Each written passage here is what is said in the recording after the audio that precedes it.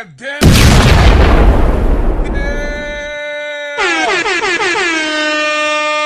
I know y'all been missing me all day long.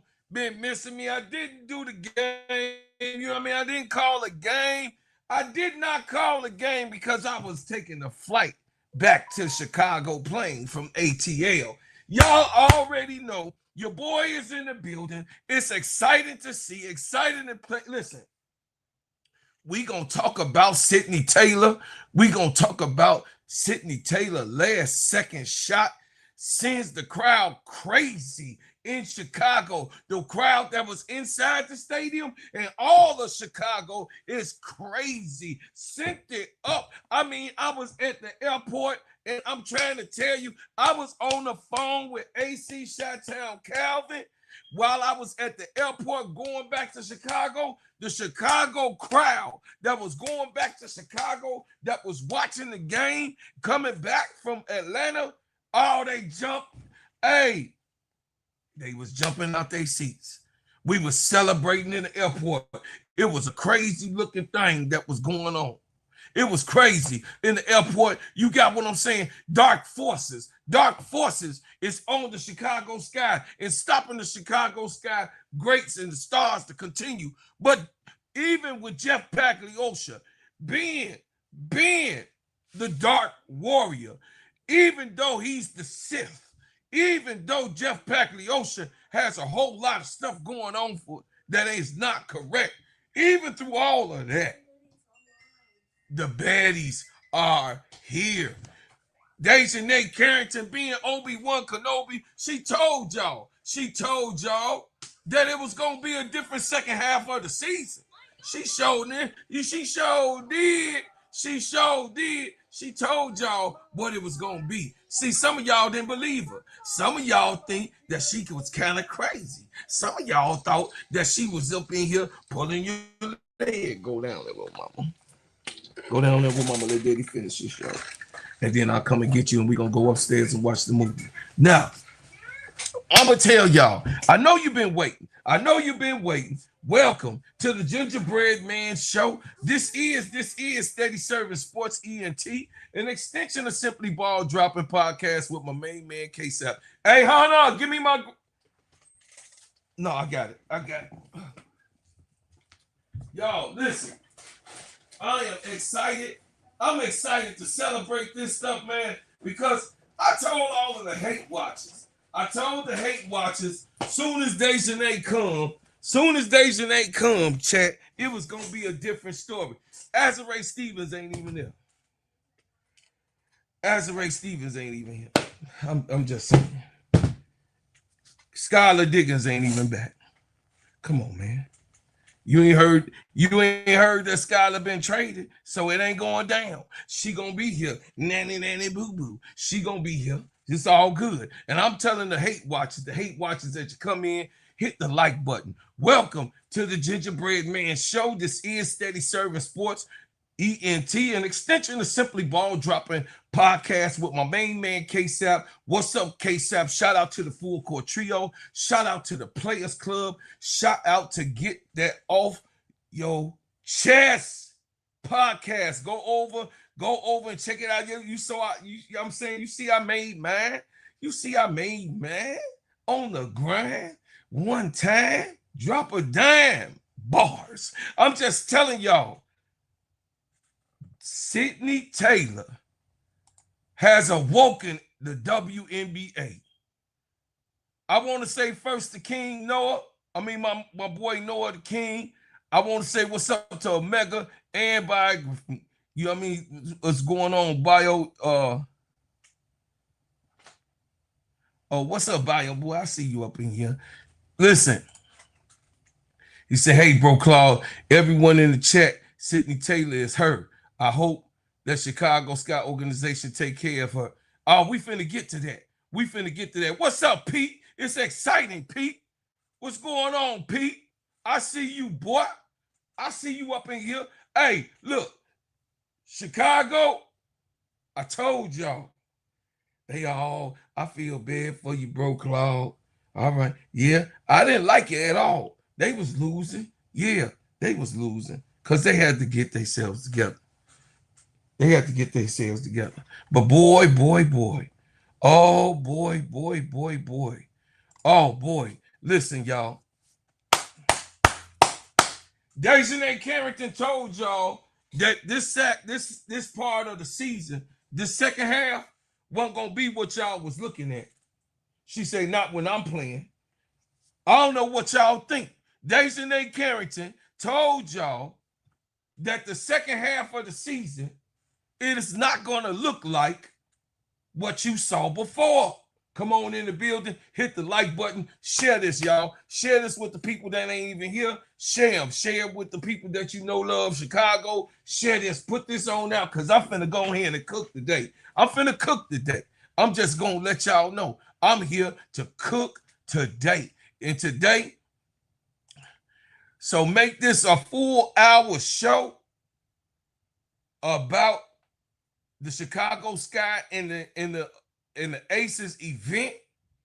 I'm gonna break down Sydney Taylor the whole game tonight of destroying this morning, destroying this the Aces. My second team, of course, my third team with my GOAT is on there. Sydney Taylor put the Aces to sleep with a 3-point shot. Make a full show of this right here. Because, listen, y'all ain't ready for what's going to happen with Chicago.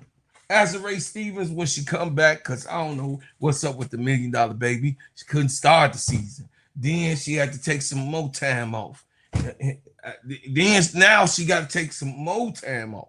I don't know what's going on with the $1 Million Baby. I don't know what's going on with the $1 Million Baby. I hope that she's all right. I hope that, whatever personal matter happened, I hope I send out prayers if it ain't someone who passed or someone who's sick or whatever. You never know when it says personal. So, you never know what exactly is going on, something in the personal lives. I'm just saying, man, Sydney Taylor sent the crowd of Chicago nuts. Sent them nuts, chat. Really.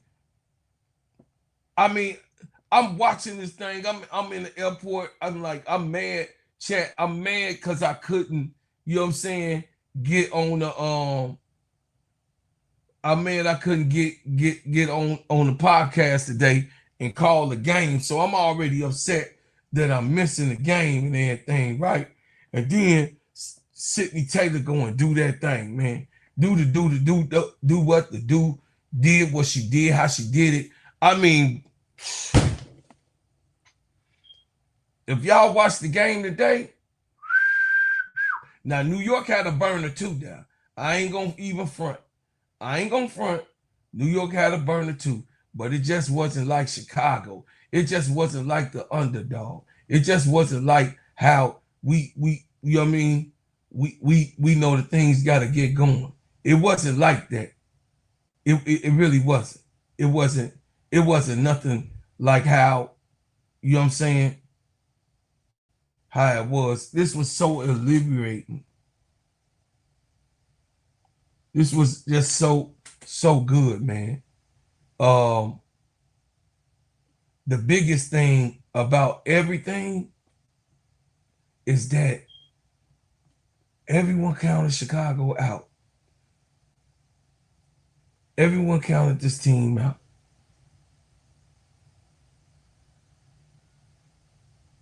Forces them out. And the evil forces wanted Chicago to continue to do bad. The evil forces wanted Chicago to have bad, bad karma. I know we was all in our feelings. I know we was all up in our feelings. Jabari, what's going on? We talking about our shit today. We talking about our stuff today. You know what I'm saying? We talking our talk today. What's going on, Dennis? Get in here. We talking our talk today. I want my Chicago people up in here. We talking our talk today. Sydney motherfucking Taylor. Sydney motherfucking Taylor. I'm just gonna say it. I know. It's late time.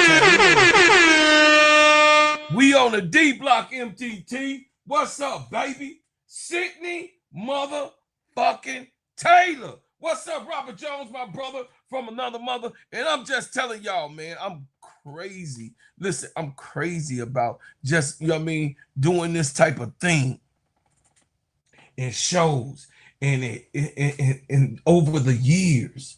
Over the years, we 11 and 18. Over the years of this, and just having a losing record and being so tired and not being, you know what I mean, people criticizing and looking at us over here like, you know, this is purgatory. But DiJonai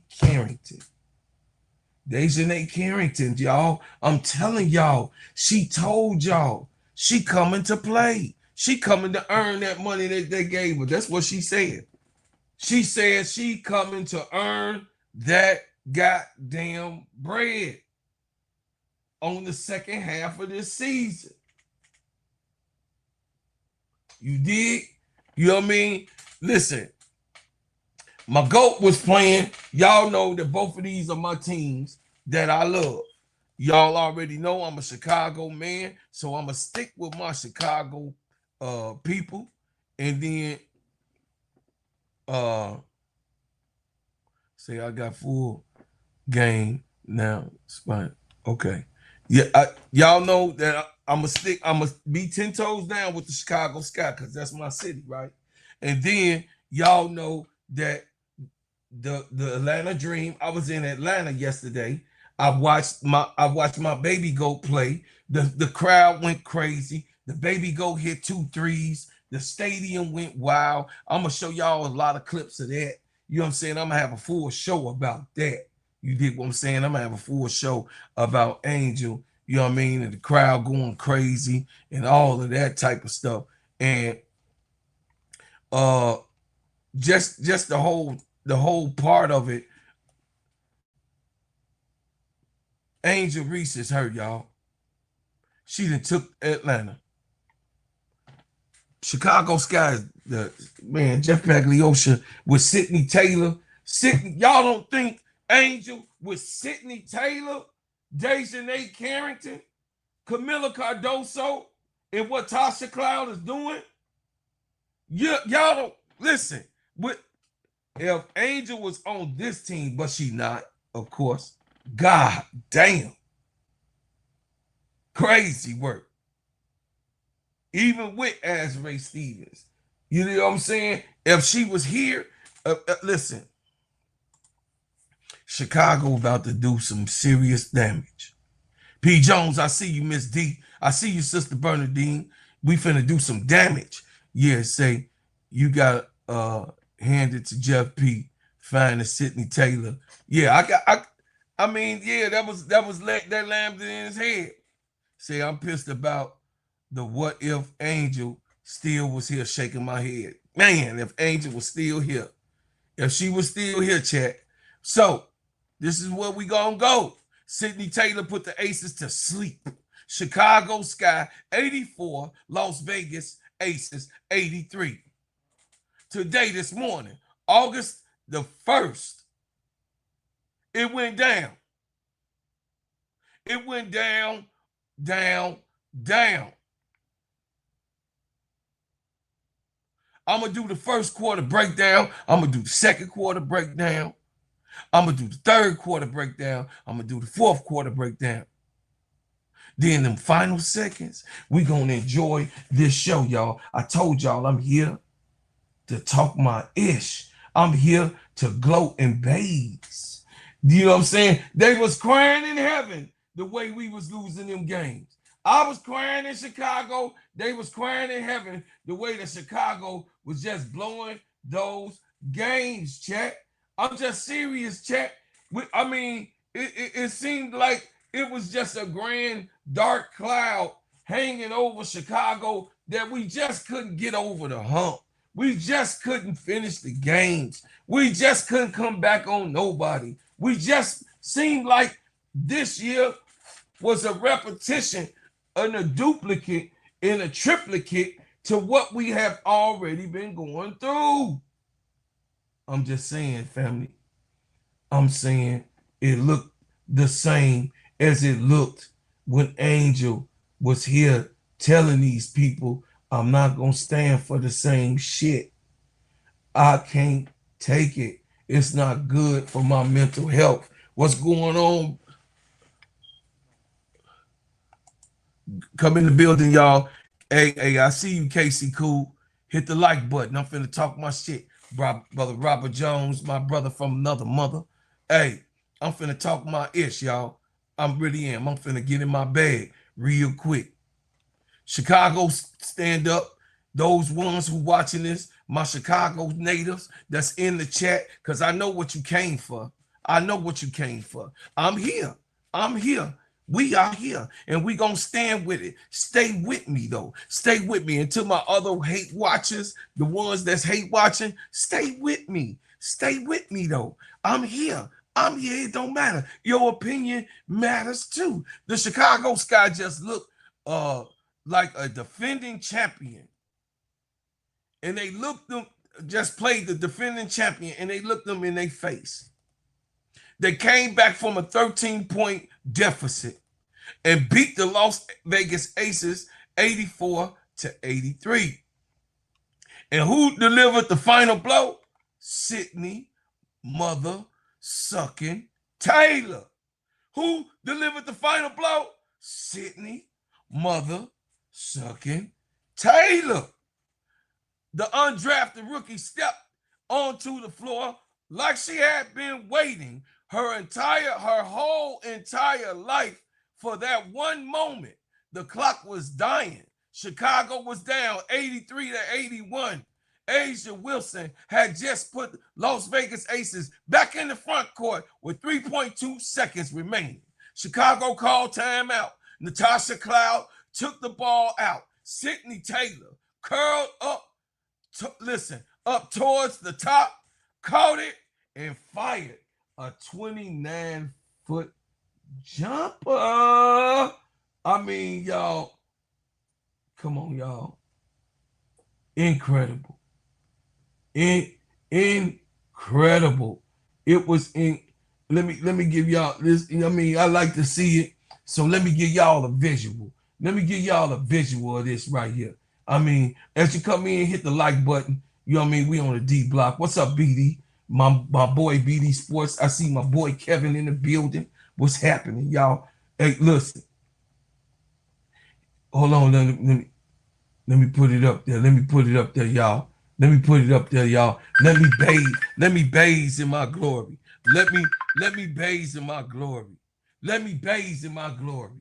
Let me bathe in my glory. Let me bathe in it. I'm finna just put honey all on my chest. I'm finna put honey all on my goddamn chest. I'm finna bathe in my goddamn glory, chat. I'm finna let y'all see my baby bop. I'm finna see my baby bop. It's going down. He goes around. Oh, Jackie Young, the gun. Go. Oh my goodness. It's over. It's curtains.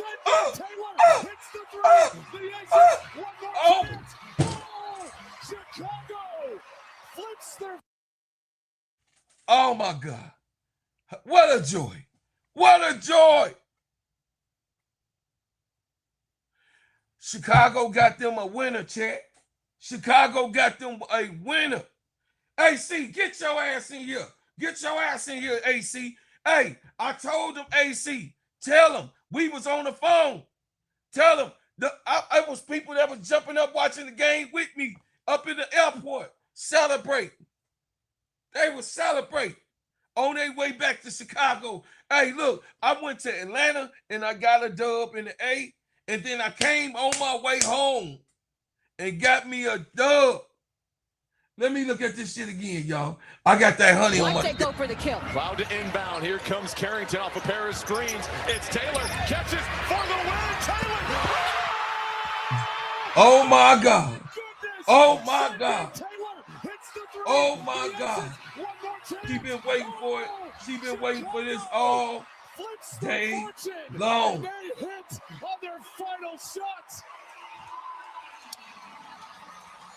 I say go for the kill. Cloud to inbound. Hey, Here look. comes Carrington. Hey, but I ain't gonna even cap for y'all. I ain't gonna even cap. Hey, y'all, why that shot almost went in? That Chelsea Gray. Why that shot almost went in? Chelsea Gray threw up. Hey, look, Chelsea Gray. Why that shot almost go in? Chelsea Gray is a mother sucker. See that? Look at the. See the ball? Why that shot almost go in? If that shot would have went in, we all would have. Everybody at the airport would have cried. Me and AC Chi-Town, Cal would have been crying. But it didn't go in. It didn't go in. But it looked good though. I ain't gonna lie. That ball looked good. She threw that ball up. She threw that ball. Look at that ball. She was a little bit over that half court line. Look. The Aces, one more chance. Oh, Chicago flips their fortune, and they hit on their final shot. I say go for the kill. Cloud to I'm just saying, y'all, listen, what exciting time. It's an exciting time for me because I told y'all the force is with us. DiJonai Carrington told y'all ass exactly what it was going to happen. Y'all thought DiJonai Carrington was playing with y'all? Did y'all think that DiJonai Carrington was just saying something easy to get along with? Did y'all think that DiJonai, you didn't really know what was going on? But Nene, if you watching, if they share this with you, Nene, you're a dog. Nene, listen, y'all didn't see some of the other stuff that was going on. Nene was down there fighting her ex-girlfriend in the middle of the game. Nene was put bowls to her, but hey, boxing her out. Hey, Nene was serious about her business. I ain't lying to y'all. I'm just telling y'all what it is. Y'all can play with it. This is personal. This is personal. It's personal, y'all. This was a personal game. Listen, DiJonai Carrington wanted to win this game. It was personal for her. She was going out to listen. DiJonai Carrington wasn't playing with Natasha Smith.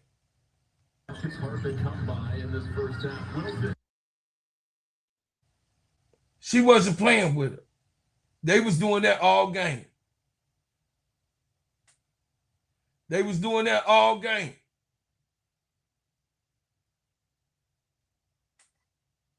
All game. She wasn't playing with her. DiJonai did not want to lose this game. Listen, Natasha Smith was pushing off like a little bug. She was like, no, y'all ain't finna win. No, I don't like her, and she with them. I don't care if Jackie on that side. I don't care. I don't care.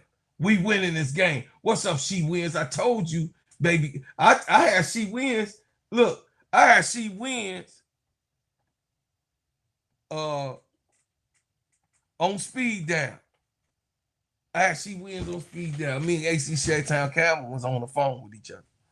Listen, man, I'm telling y'all, Sydney Taylor was eating their ass up, and they was hacking the hell out of Kamilla. Look at it. They didn't call no fouls.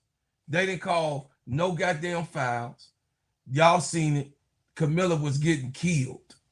Kamilla Cardoso was getting murdered. Straight up. I mean, and then got the nerve to call a foul when the GOAT get ran past. Got the nerve to call a foul. Got the nerve of it. You know what I'm saying? Got the nerve to call a foul. I'm just telling y'all what it is.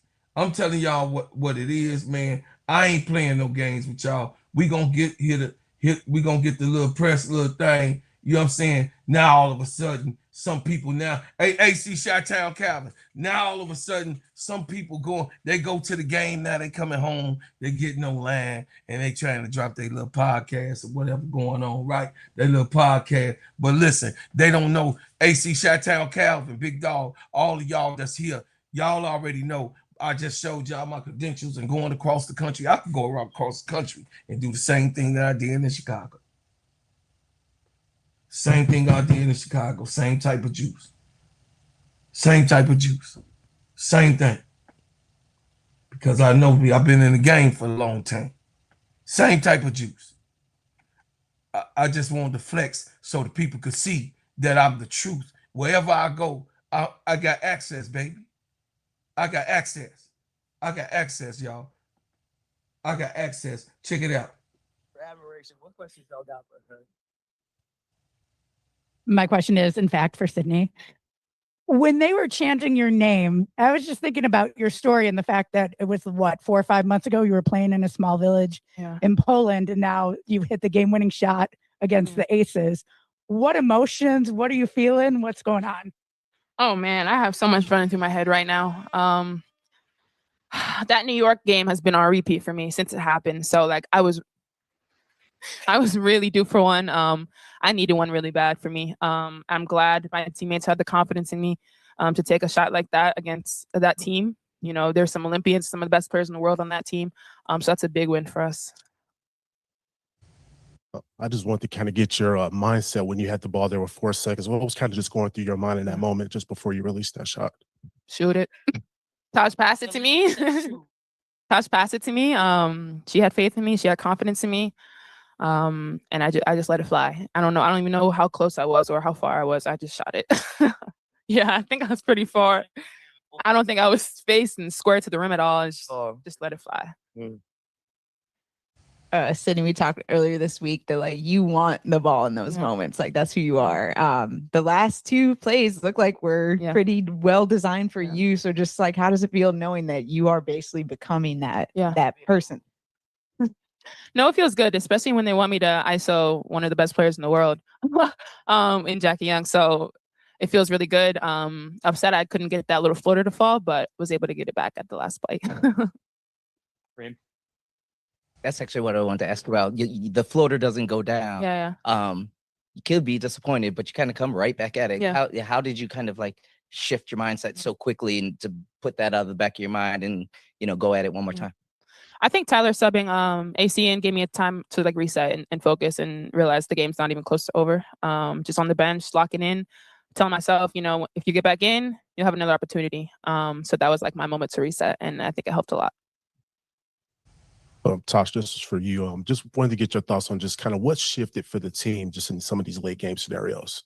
Man, I know that the first half of our season was relatively ugly and painful, and that's like not sugarcoating anything, but we kept staying the course, understanding that we're losing these ones, but when it matters most, we're going to have the experience and we're going to have what it takes. We're not going to, we constantly say like, don't let your booty hole get tight at the end of the game.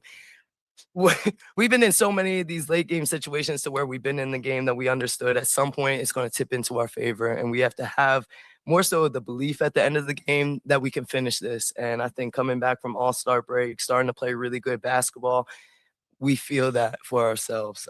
We have 11 games left, including the FIFA. We have 2 already checked off, and we're taking it 1 game at a time. And just really proud of the resilience of this team to take all the adversity the first half of the season, stay together, our culture, our environment, so that when we do have games like this, it feels so much better because we done been through the fucking mud. Yeah. Tosh, on Thursday where we last here, DiJonai called you the ultimate hype woman. And we see it like Hey, Poppy. Like you said, shoot it to Sydney. You know, we see it throughout the game, we see it throughout practices, everything. How important is that role to you that you are that person? It's not even like important for me to be that person, because I would say that everyone is kind of each other's fangirl on the team. Like we really do all support each other. But I think I learned really early in my career as a point guard that the more that you deposit into your teammates, just genuinely, the more that you make them feel seen and appreciated and valued. When it does come time for me to withdraw from them on the court, it carries over. And so a game like today where I warm up with Sid and she's rolling her eyes during shoot around our early shots because they're not falling. You know, frustrated with her free throws on the line. There was a point, 3 minutes and 49 seconds. I said, at some point, your greatness is going to show today. And it does. So when you just have this natural belief in your teammates, when you see their work ethic, same thing with DiJonai, to see what she's been through the last year, both on and off the court, and for her to come in and just have a huge impact. We don't win this game without either of them. So understanding that everyone is so important in this locker room to our success.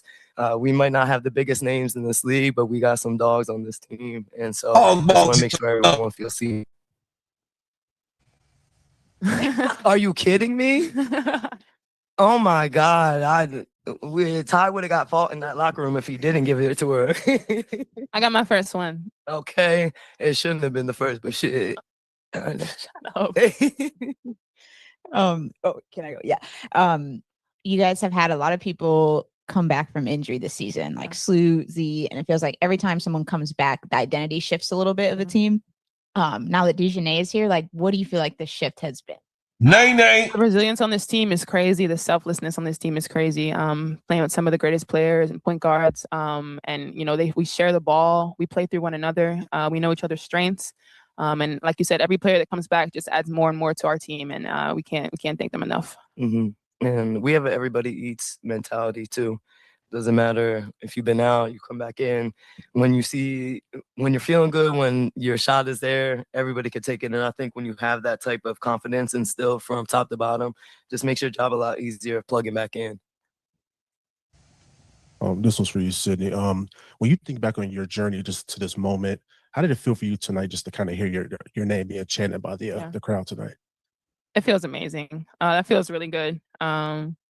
It's been a long journey. It's been a really long journey. And for me to step up and hit, like, that's probably one of the biggest shots in my career, in my life. So I'm just grateful for that. But yeah, it felt really good to hear that chant. For now. It's the biggest shot for now. Players? Go back to Alyssa. Just a general question about the game. Like, what do you feel like flipped in that fourth quarter? Do you feel like the game was so different from the first 3 quarters to the fourth? Like, what do you feel like flipped? I feel like our mentality that we're not losing this game. We've lost so many games, being close, being right there, some calls not going into our favor. But we've been really focused since coming back from All-Star break in those last 10 minutes, last 4 minutes of being super intentional, being locked in, being efficient on the offensive end, locking in on the defensive end. And I think you asked, like, what a player like Nay brings to our team. Like, first and foremost, she's a defensive dog. And so it adds a huge perimeter defender, someone that can switch, someone that has a really high IQ, someone that communicates. And I think that just really shifts us when we are a team that has to hang their hat on the defensive end. Thanks, everyone. Thank you. I'm okay. I can't eat nothing. That game got me on my nerves shot. Oh, thank you, though, Mac. You're so sweet. You're so sweet. Thank you. Hey, Sydney Taylor. To the haters that hate it, eat crap. But guess what? Sydney Taylor. The Chicago nigga. That's how we is. We soldiers. We soldiers here. We stand in. Why y'all still represent? Why y'all this team? I live here. I live here. And I appreciate everybody who support me. I live here. And this is my team. And we done got another. We done got another person. And I just, you know what I mean? I just hope, you know what I mean? That's why I had here. That's why I had, before I let Silent Man, you know, talk, I want y'all to know that it feels good to see people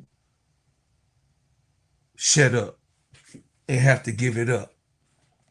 Because I told y'all we not going to have a super bad record this year. All the pieces come back, and Skylar Diggins ain't going nowhere. It's over with. It's about to be 12 o'clock tomorrow. It's about to be the 2nd. Ain't no moves made tomorrow. You guys, Skylar Diggins, staying in Chicago, and y'all know that the second half of this season, like DiJonai Carrington told y'all, the second part of this season, we gonna cook like fish grease. That's all it is. That's gonna happen. You know what I'm saying? What's up, Michael White, my boy? Say, what's good? Sky record last year, 12 wins, right? No, Sky won 10 last year. Sky only won 10, Michael White. He only won 10. Tyler Marsh only won 10. So we gonna listen to Tyler Marsh real quick, and then I'm gonna get on with the show. And I'm finna cook. I'm finna cook, y'all. I'm finna cook. I'm so happy. You know what I'm saying? I am so happy. I'm happy, y'all. Sydney Taylor, we got a star. We got a star on our team that can shine. That's a crowd pleaser. That's a crowd puller. She's so exciting to watch. When Sydney, well, first of all, was that the drawn up play for Sydney to take that shot? And when the ball left her hands, did you know what was going to happen? You don't know until you know. It looked good when it left her hands. It was that was an option on it. We wanted to give Mill a look over the top first, and then, that was the ending result of it. So, yes, it was definitely an option on the play. They executed it. He said he wanted to give Miller the look first. I respect that. I respect that. But what I don't respect, Tyler Marsh, this girl been hot. So why wouldn't you give the ball to Sydney Taylor? I know you wanted to look for the easy throw in, but why wouldn't you even give the ball to Sydney Taylor at this point? Right now, that's what I'm trying to tell y'all, man. Let me let y'all let him hear.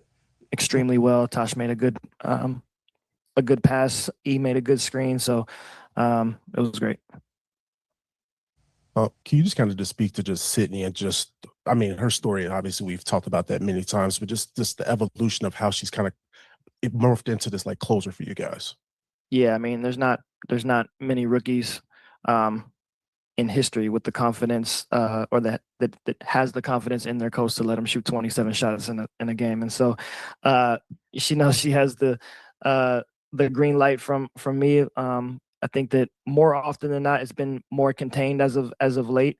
But when our offense sputters, like she has that ability to ignite us and to get a spark. And so she was great. She is built for that moment, built for those moments. This is just one of many to come for her. But she's I can't say enough about the confidence that she plays with. And we appreciate that because the aggression is there, the confidence, the toughness is just it's everything that we want this team to be about. Hey, Tyler. Give her that At what money. point did she earn your trust money to kind of, like you were just saying, everything that you just said? How did she earn your trust? At one point, did you kind of figure out that she was kind of in that mode to be able to handle those responsibilities? Yeah, well, you see the early confidence in training camp, and then you get into the preseason, and she gets her first real W action there, and then you get to the early parts of the season, and it's gradual in terms of what her minutes allocation looks like. And then before you know it, she makes a couple of sparks off the bench in a few games, and now she's implementing the starting lineup. She's in and out of close games at times, and so I think it's just finding, from a coach's perspective, is finding the balance on how much of that real time experience to give a rookie. And for her, it's we see her as being a part of the future of the Sky, long term, and so she needs to be in those situations to get used to it. And I think that obviously being down Rakia, who's another one that's built for those moments, I think Sydney approaches it with a similar mentality, and she has the shot creation ability that you don't need to set a screen for her to get her open. And so it's huge in moments like tonight, where she can just make something happen. Coach, we were talking before the game about like late game stuff and how Becky is pretty good at that. And, she ran a nice set for Asia that got him a bucket, but you won. And so I'm just like curious how it feels. Like, she's obviously a mentor. She's one of the best. And you came out on top. So what does that mean for you? Yeah, I mean, I get emotional every time I talk about Becky. So I'm gonna keep it short, but I've learned a ton from her in the 3 years that I was with her, and we're like family. We talk all the time. You know, after losses, we usually vent to each other. This one we probably won't, but she's one of a kind on and off the court, and the respect that she has amongst this league and amongst her peers, and certainly from those that have worked with her and for her. You just can't say enough about who she is. And so, yeah, the play tonight, the last play is one of hers. Our first year in 2022, we ran it in practice, and if anybody that knows me, I save everything from everywhere that I've been. And so, yeah, I just pulled it one out, and luckily it worked. We've spoken about some of the late game hurdles with the team. Today's game, you guys were able to kind of pull out. You were able to withstand Asia Wilson, that punch that she had on that play. Just can you speak to the collective mindset and just kind of how you guys have been able to withstand kind of some of these runs in the last couple of games?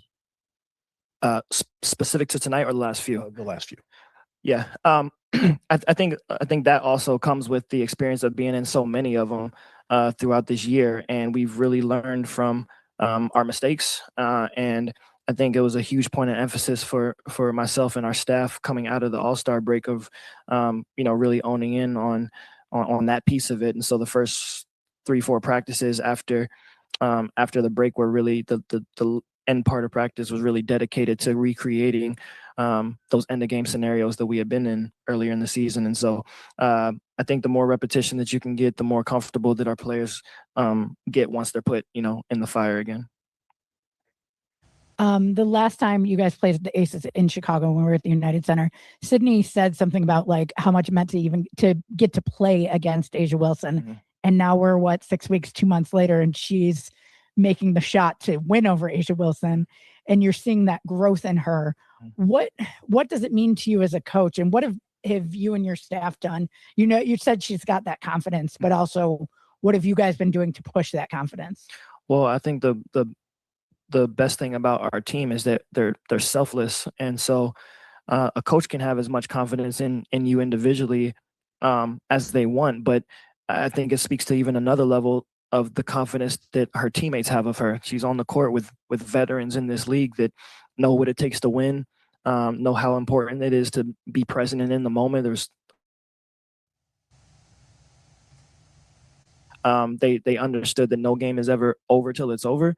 And so I think that's important for her growth and her professionalism, but also it continues to feed into that confidence level, knowing that she has that across the board, whether it's staff or whether it's with her teammates. Right here. So you mentioned after All-Star weekend, you guys had intense practices. Can you talk to me about the message you sent to the players before All-Star weekend? And also, what did you realize from the first season? From the first half of the season that you switched for the second half of the season, and how do you plan to maintain what you guys are doing? Yeah. I think I'll answer the second part first.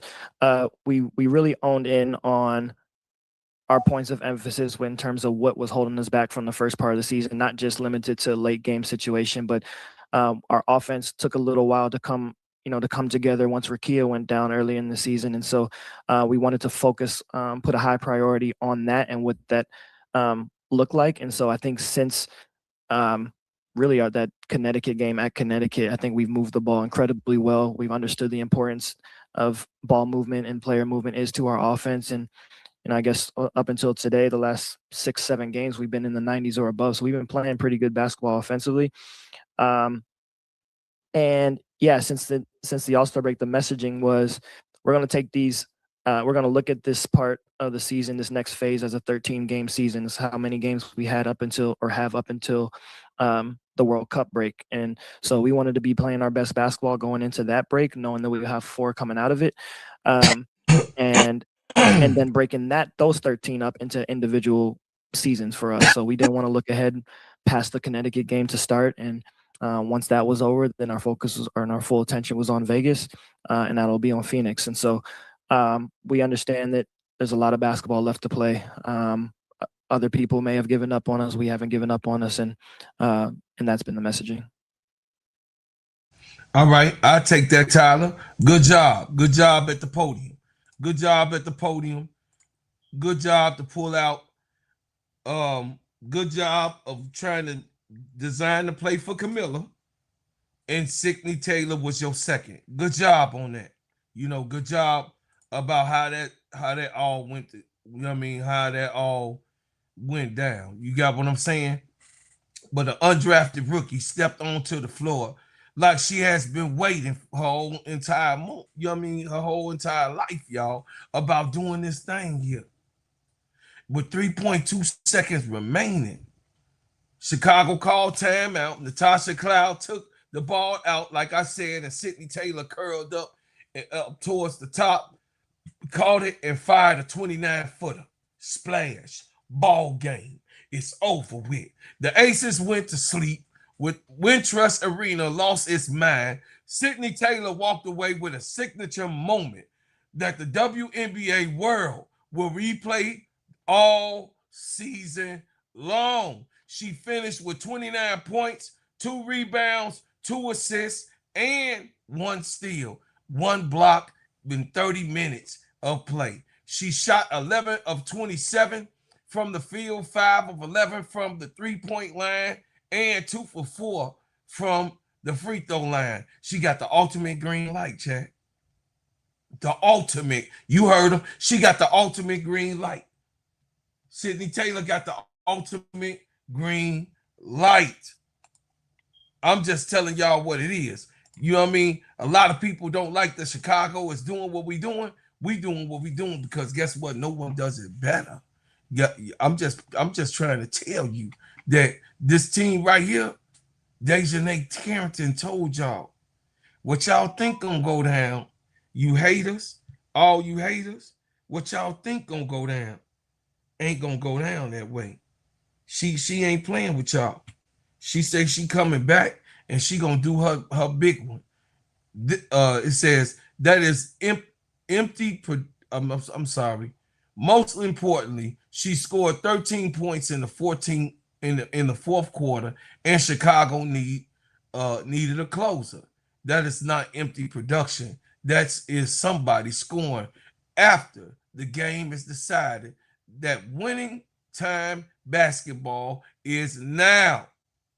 I have to be honest with everybody that the Las Vegas Aces are my third team, and my GOAT, A'ja Wilson, is over there. I love A'ja. You know what she represents. I respect her greatness. She gave Chicago 36-point biscuit with 12 rebounds tonight. You know what I'm saying? She had them all spicy too. The GOAT had them all spicy. She had it all spicy. 36 points, 12 rebounds. She didn't have, she did everything a superstar is supposed to do. A mega star, how she is. That's what I would say. But tonight belongs to Sydney Taylor. Tonight belongs to that little girl that people thought that she was counted out 2 years ago. When the draft happened, she was undrafted. She went overseas. Tonight belongs to the little girl who persevered through it all. The little girl where they thought that she was just going to be a write-off, a rub-off, overseas, doing whatever just to make a couple of coins. No, not with Sydney Taylor. But tonight, she belongs in the WNBA for real, in history marking right now in the Wintrust Center over there in the Wintrust. She just made history. An undrafted player, chat, shot the ball 27 times. She was 11 for 27 tonight. An undrafted player. You can't make this type of story up. You got to, even the haters got to enjoy the story of Sydney Taylor. And those, the haters that's out here watching, they got to see Sydney Taylor as somebody that come from the mud. And if you just a hater, you just a hater. But Sydney Taylor, we all, the culture. Y'all remember what I talked about, the culture? Angel got it out the mud. Sydney Taylor is getting it out the mud. She came undrafted. Didn't nobody say that, oh, yeah, she the best in this, she the best in that, she the best quality, you know what I mean? She the Juju Watkins of everybody. No. She was undrafted. I'm talking my shit, AC. I told you I was going to do what I do. She was undrafted, untalked about, under the radar, underneath the building. She was put and thrown away from the list of chosen ones in 2024.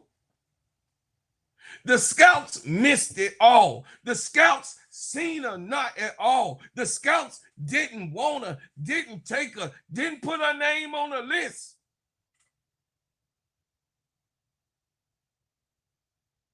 They didn't put her name on the list in 2024 when she graduated.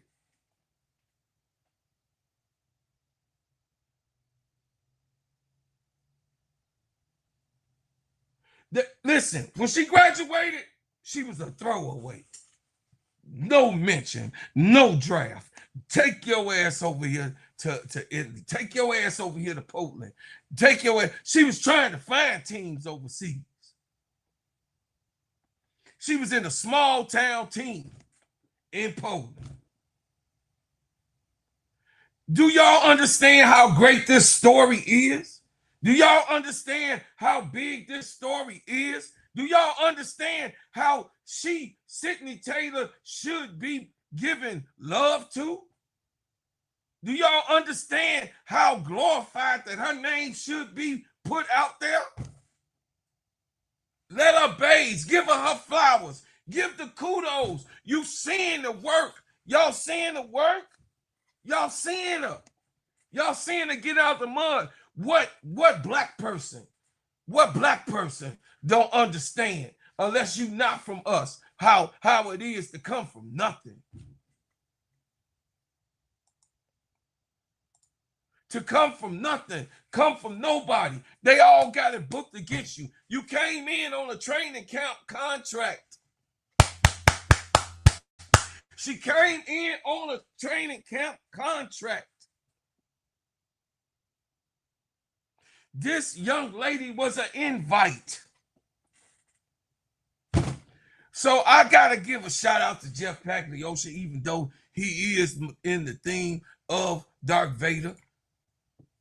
I don't know if it was Jeff that seen her, if it was, you know what I mean, if it was one of the coaches or Tanisha, you know what I'm saying? Letitia, I'm sorry, Letitia seen her. I don't know how that went or who made that phone call so she could get a training camp shot.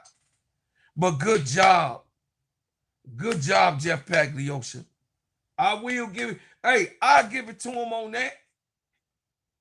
I'll give it to him on how he made the major mess up. Could you imagine Angel Reese being on this team with this girl? And Kamilla, and DiJonai, and Tasha, and Skylar. Woo, woo! I mean, Azure Stevens ain't even came back yet.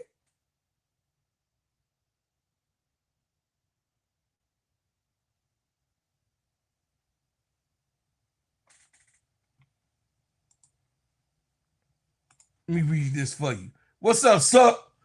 Love 71, what's happening? Hit the like button and subscribe if you ain't subscribed. And, you know, y'all, when y'all come in, man, y'all, if y'all would like to give a super chat or a super sticker while I'm cooking, y'all please do, man. Get to the channel because y'all know I can't do anything without y'all. And this channel is sponsored by you. Bro, Sid was not draftable coming out of college. She was overweight, slow foot, sipped and turned the ball over. She still turned the ball over, Sup. She got it. she got in the lab, lost weight, and perfected her craft. I got you. I got you. I'm just saying the whole point of it is that this is an undrafted girl we talking about. We talking about a girl that got it out the mud, who's beautiful, a beautiful baddie. She blended in right with the baddies. Came over to Chicago. Huh? She did what Kennedy Carter was supposed to do 2 times at least. Kennedy Carter came, got a training contract here in Chicago, made the team, and was doing her thing. But the difference is, what is her mentality? What is her mentality? What is Sydney Taylor's mentality? Is she a head case? Kennedy Carter needs to look and watch. And that's my baby. Kennedy Carter, if you're looking at show still, you need to look at Sydney Taylor and watch. She's so humble. She is so humble. My GOAT did her job. Sydney Taylor simply had the final answer. Chicago Sky 84, Las Vegas Aces 83. Sydney Taylor 29 points, 13, 13 in the fourth. Game winning 3. I mean, that was the big one. Before we go any further, I want y'all to hit the like button, subscribe. If you ain't subscribed, like I said, man, and I'm asking for you guys because it's very important. This win felt like what DiJonai Carrington said. Because it's more than just the win. This felt like an arrival. This was more than just a win. Hey, Sister Victory. Hey, my baby T. Kamilla. Bro, Claude. Now, all these haters want her on their team because they hate the Sky, but none of them knew about her. Tyler cut her, but Jeff brought her back because he seen more in her than Lattimore. That's right. Speak your shit. Tyler Marsh cut this girl. And he over there, I mean, that's why, I mean, he should be, I mean, hey, I don't know. If he cut her, that's the most dumbest thing that he did. I don't know. I don't know. You know what I mean? I got to find out what exactly happened with that. But AC Chi-Town Calvin, I know he from here. I don't know if she was cut or not. But it looked like she was going to get cut. Now, to me, I thought Letitia Lattimore was going to make the team. But that game that she went crazy on, Natasha Lattimore didn't make the final. Man, I still want Natasha Lattimore. I ain't going to even lie to y'all. Over Kabali Cloud? Yeah, over Kabali. I like Kabali too, though. But, I mean, Maddie sitting on the bench. I mean, he wasting Maddie time. Like, Maddie Westbelt is a good player.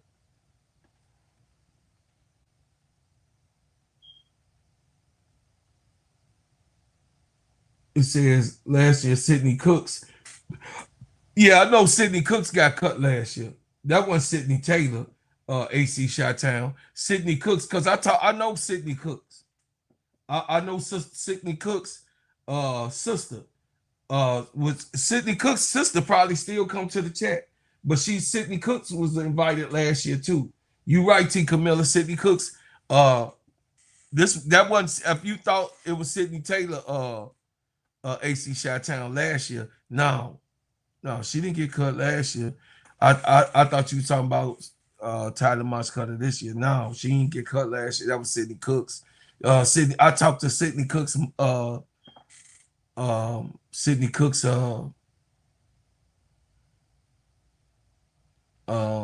Sister all the time. So when she was coming to the chat and supporting Chicago Sky, I don't know if she still got her notifications on, but Sydney Cooks' sister is a subscriber. And shout out to Sydney Cooks. I hope she get a team. Sydney Cooks is also a big body. She one of the ones that I did want to bring back from training camp. I think Sydney Cooks is better than E. Will. I could be wrong, but E. Will has some highlight moments too. Let us go through the entire game because the final shot only matters when we understand everything Chicago had overcome. The first quarter told us immediately that this was not going to be easy. Las Vegas had a 2016 lead after the first. Jackie Young set the tone for the Aces, scoring 10 points in the quarter, attacking the basket, controlling the glass, and helping turn an early Chicago advantage into the Aces lead. Chicago briefly went in front 11-9, but the Las Vegas Aces responded with a 9-0 run. That is what champion teams do. You make one of the two, you make one or two mistakes, and suddenly they punish you 3 possessions in a row. Sydney Taylor did not start the game on fire. She missed a deep 3, missed a mid-range jumper, and had a shot challenge at the rim. But she did not despair. At 5:31 in the first, she knocked down a 26-footer 3 to put Chicago ahead 9-5. Early, that early shot mattered. It told Las Vegas this rookie is not afraid. She not afraid of the old link. She not afraid of your reputation. She not afraid of the moment. She not afraid. She didn't have enough sense to be afraid of Asia Wilson and Jackie Young, the gun. She wasn't afraid. Jackie Young come around that corner. Hey, hey, hey. She yelling. Hey, hey, hey. Trying to make her miss. She knocked that bitch down on Jackie Young, the gun. She young. She don't have enough. She ain't even got it in her head who she was, actually playing with till she just reflected sitting there on the podium who she, who she played against. Kamilla Cardoso was working in the paint. She was had 5 rebounds in the opening quarter and kept Chicago from being overwhelmed inside. Courtney Vandersloot helped to organize the offense. Natasha Cloud attacked the rim. Chicago did not play a perfect quarter, but it survived. And sometimes survival is just the assignment. The Aces had the size. They got championship experience. Asia Wilson waiting to take it over and finna do another almost 40-point game again. Chicago could not allow the 4-point deficit to become 14. They needed to stay connected defensively, value the ball, the times that they had the ball, keeps Taylor involved, even when her first few attempts did not fall. What I like about Sydney Taylor was that her body language. She don't get defeated. She continues to move. She keep on relocating herself. It's hard to chase her. Goon, we got one, goon. Your pretty girl won one, goon. She continues to move, y'all. She keep on relocating herself. She did not let a block shot that Asia Wilson had blocked and made her, go to the ground. She, she had misses. She had lost possessions, all of those type of things. The major part of being a scorer, anybody can look confident when the first 3 shots go in. The real test comes when the defense meets your energy. And you have to make a decision whether to keep applying pressure or pass it off. Sydney Taylor kept applying pressure. And she was like, oh, y'all think I'm a punk? Oh, you think you gonna punk me? Y'all sent Jackie Young the gun on me? So you gonna switch Dana Evans on me? That's what you gonna do. Oh yeah, you think you could switch Dana Evans on me? No, I beg to differ. She was like, what? Who you put? What's even this girl? Hey, y'all better get this girl. Who y'all putting on me? Who y'all putting on me? You listen, she don't have no fear. Trust me. Was that early three the momentum or the moment you knew Sydney Taylor was ready for the big night?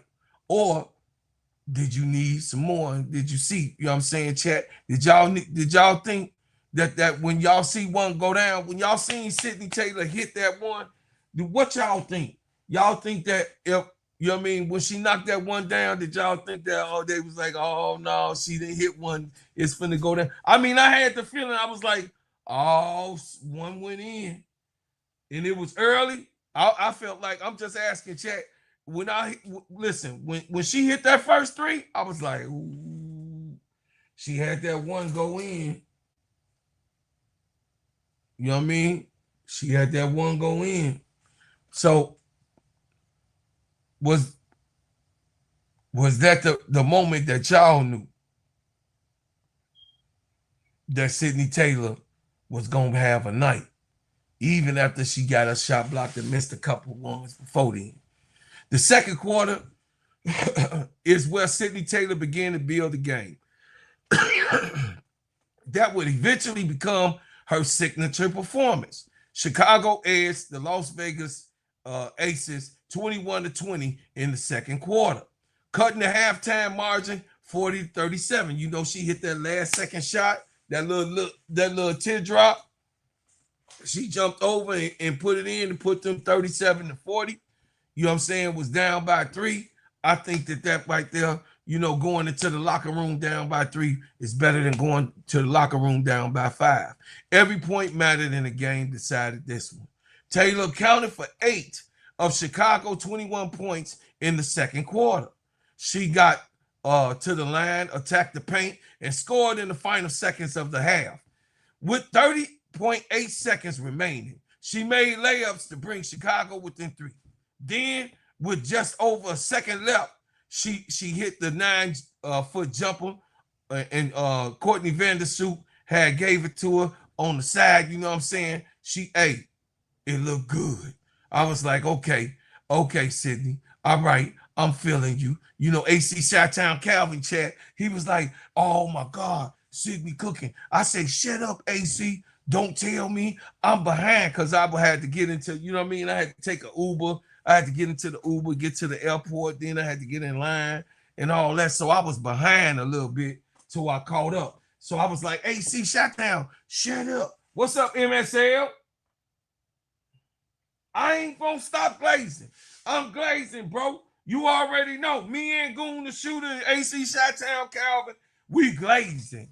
You know what I'm saying? We glazing. We want y'all hate watchers to hate that we got a star over here. You hate watchers. MSL is now becoming one of my permanent guys for this show, y'all. He will be doing the evening shows with me. It was so good to meet MSL. He's such a good brother. He was laughing at me because he a tall brother too. MSL is tall, y'all. He tall. I thought I'm like 6'1". No, MSL like 6'3", 6'4". I was like, damn. I put him on the Players Club, but MSL well, definitely. I'm finna have your butt come up here, man. So get your computer ready, that old ass computer, so you can come up. Get your old ass computer, because we finna talk shit. Anyway, instead of entering the halftime down 7 or 9, Chicago went into the locker room down by only 3 points. This is how you keep hope alive. Natasha Cloud also provided an important shot, knocking down a 27-foot 3 off of Vandersloot's assist again. Cloud's role all night was bigger than the box score. She scored 11 points and handed out 4 assists, but also helped Chicago maintain its aggression and ultimately delivered the pass of the game. Vandersloot was filling up the gaps everywhere. You know what I'm saying? We had to sit our old ass down. She finished with 7 points, 8 rebounds, 5 assists, 3 steals, and a block in 20 minutes. So that was good that Courtney Vandersloot, she added something, but I'm just so glad. I'm so glad that Tyler Marsh didn't do what I was thinking. I gotta say that, T. Kamilla. I was like, he finna let Courtney Vandersloot try to distribute this. That shit wasn't working. Tasha Cloud to Sydney Taylor, that shit worked. That shit worked. The veteran impact, you don't have to dominate the ball all the time. All you got to do is influence the game. And that's what DiJonai Carrington came to do. When she came back, DiJonai Carrington told y'all, once again, I'm going to say it the whole goddamn show, so y'all could get into y'all thick-ass heads. DiJonai Carrington said, she hear y'all haters. She called y'all haters in the chat. She called y'all haters. She the one saying to go look on her page. Said this going to be this second part of the season, it's going to be a different ball game. So she called y'all haters. You know, the ones that hate watching. DiJonai Carrington said, watch and see. Look, watch and what I'm telling you. Taylor even ended up a half, you know what I mean? The half with defensive plays, blocking Chelsea Gray, desperation attempt. It doesn't, you know what I'm saying? It doesn't change the score, but it tells you how, you know what I mean, everybody was engaged in this game. Let's talk about the good, you know what I mean, the good stuff, the impact. Taylor was scoring, but she was not yet efficient. She missed free throws, committed traveling violations. You know what I mean? That one Asia, she was trying to make a move on Asia down low when she was driving. Asia jumped in the air, but she took too many steps. You know what I mean? Hard work with Las Vegas, you know what I mean, was physical. DiJonai Carrington was going at it with her old boot down low underneath the, you know what I mean, underneath the basket. They was talking trash the whole game. Taylor was scoring, but she still wasn't efficient. Taylor was scoring, but you just really could not exactly get the feel. But then, of course, this was not a smooth 29 where everything, you know, came real easy to her. Taylor took 27 shots.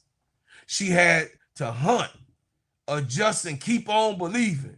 The efficiency critics can discuss the misses much later. The analysts and all y'all numbers people, all y'all saying, oh, she took 27 shots and only made 11. Who cares? So she hit the buzzer beater. Nah, nanny boo boo. You know what I'm saying? That's kind of Kobe-ish to me. I'm just saying. But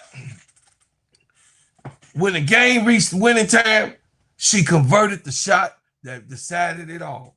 There's a difference between reckless shooting and refusing to abandon your responsibilities. Chicago needed somebody willing to keep on firing. Taylor accepted that challenge and that burden. The Aces was 40, the Sky 37. The Sky stayed close in spite of it all. And Sydney Taylor was doing her big one. The third quarter, Asia Wilson and the 13-point hole she created. Now, we get to, you know what I'm saying, we got to get to my GOAT. Y'all know who my GOAT is. I ain't got to play and pretend with y'all. I ain't up here phony kicking it. Y'all know who my GOAT is, and y'all know who my baby GOAT is. So I'm going to keep it playing with y'all. You dig what I'm saying? Asia Wilson put up an MVP level performance with 36 points and 12 rebounds, 4 assists, 2 blocks, and 1 steal. Spicy on the platter, and you can get any type of piece you want. Some with the lemon pepper on it, some, you know what I'm saying, with the spice, and you know what I mean, with the cayenne, whatever you put on your chicken, it had it on it. She scored 13 in the third quarter, and Las Vegas turned the 1-point edge into the lead with 13. The Aces won the quarter 25-18 and entered the fourth quarter ahead 65-55. I was like, oh my goodness, this is going to be another loss, y'all. I was like, man, you know what I'm saying? Because I was on the playback. I couldn't watch it in real time. So at that time, before the fourth quarter, I caught up by the time the fourth quarter came. But on the playback, you know, I was there. This time, listen, this is the point where a lot of teams fold.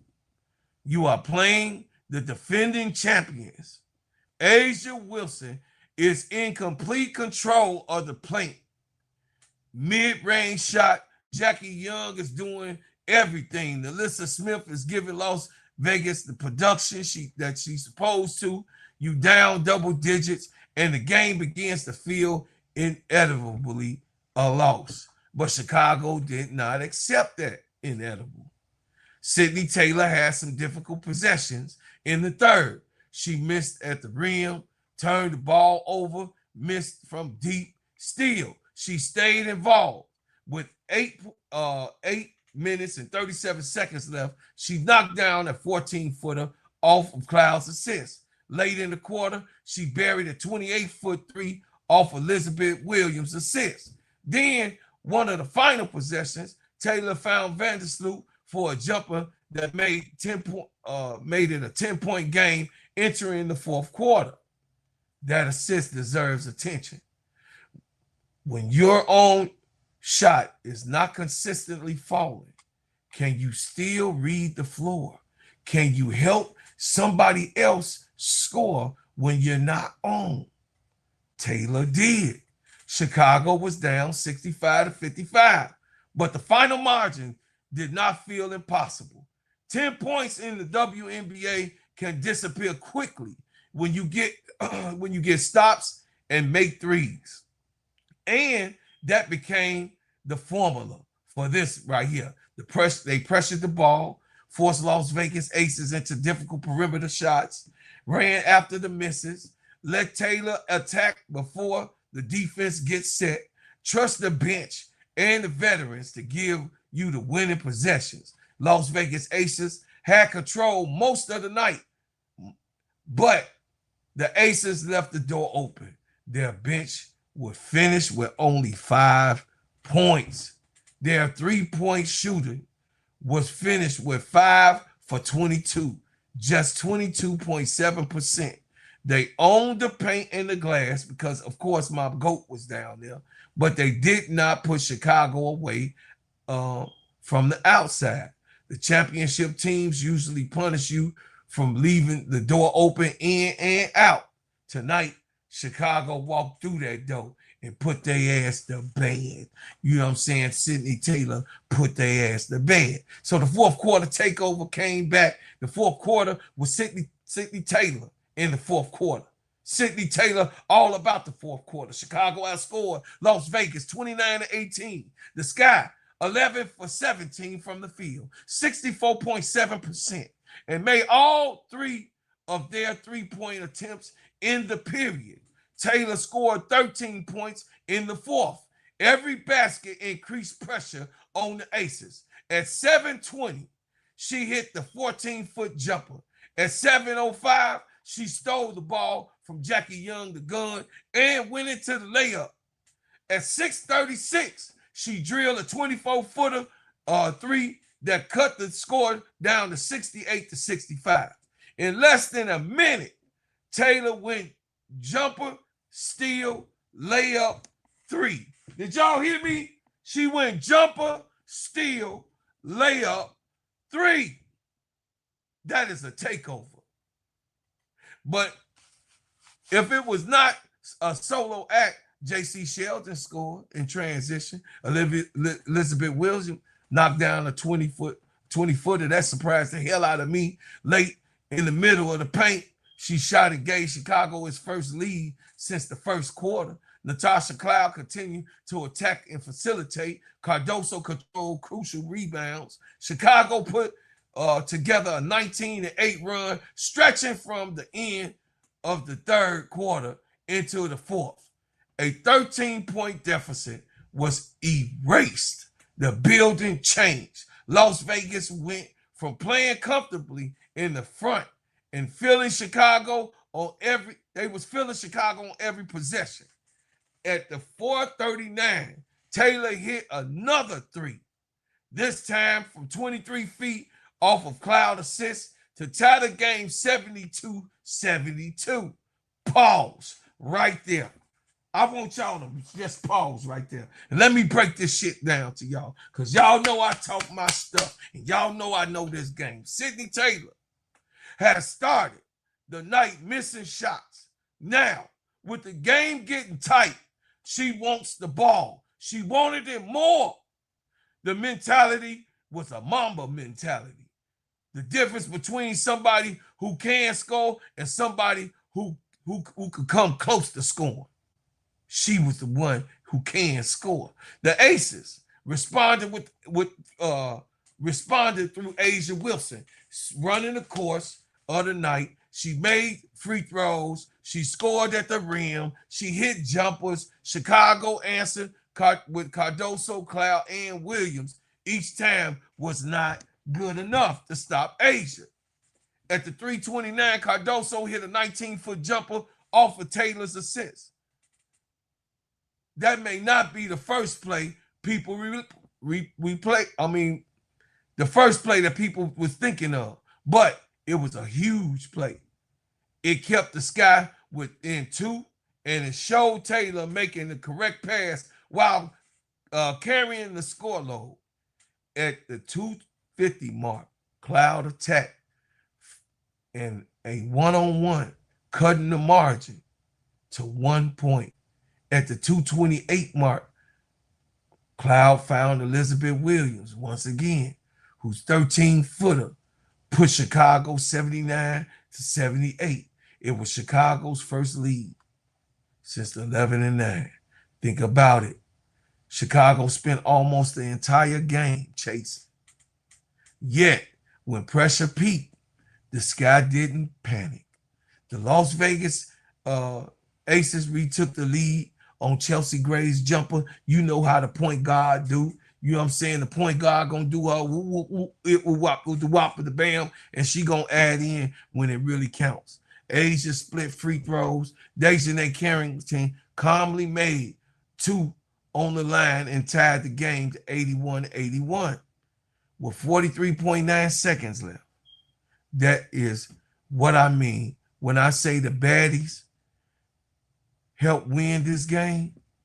Sydney Taylor delivered the knockout shot, but Cloud, Carrington, Cardoso, and the bench all helped drag Chicago into position to do it all and do it big.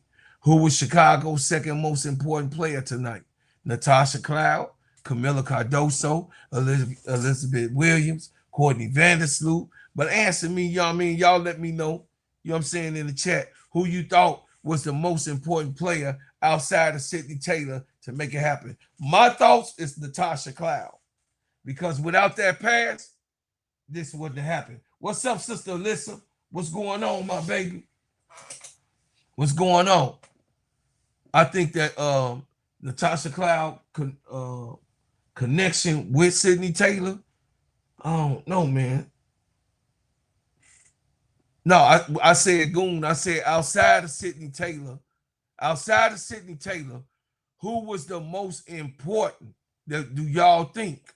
Natasha Cloud, Kamilla Cardoso, Elizabeth Williams, Courtney Vandersloot, or somebody on the bench, DiJonai Carrington, who was coming off? Who y'all thought in them 33 seconds helped more to put him over the hump? I said, I think Natasha Cloud and Kamilla was very important in them last 33 seconds. The 33 seconds remaining, Asia Wilson missed the 17-foot jumper. Cardoso secured the defensive rebound. Chicago caught, because if Kamilla wouldn't have rebound, we wouldn't have had that possession, Goon. But Kamilla grabbed that rebound, baby boy. I'm giving y'all details, a breakdown of how this situation go. Chicago called a timeout. Taylor then missed an 8-foot attempt with 9.8 seconds left, and Jackie Young grabbed the rebound. This is important. Sydney Taylor had just missed a potential go-ahead shot. Some players carry that miss into the next possession. Their shoulders drop. They stop demanding the ball. They hope somebody else takes the responsibility, not Sydney Taylor. Las Vegas called timeout with 3.2 seconds left. Chelsea Gray found Asia Wilson, and Asia finished the layup to put the Aces 83-81.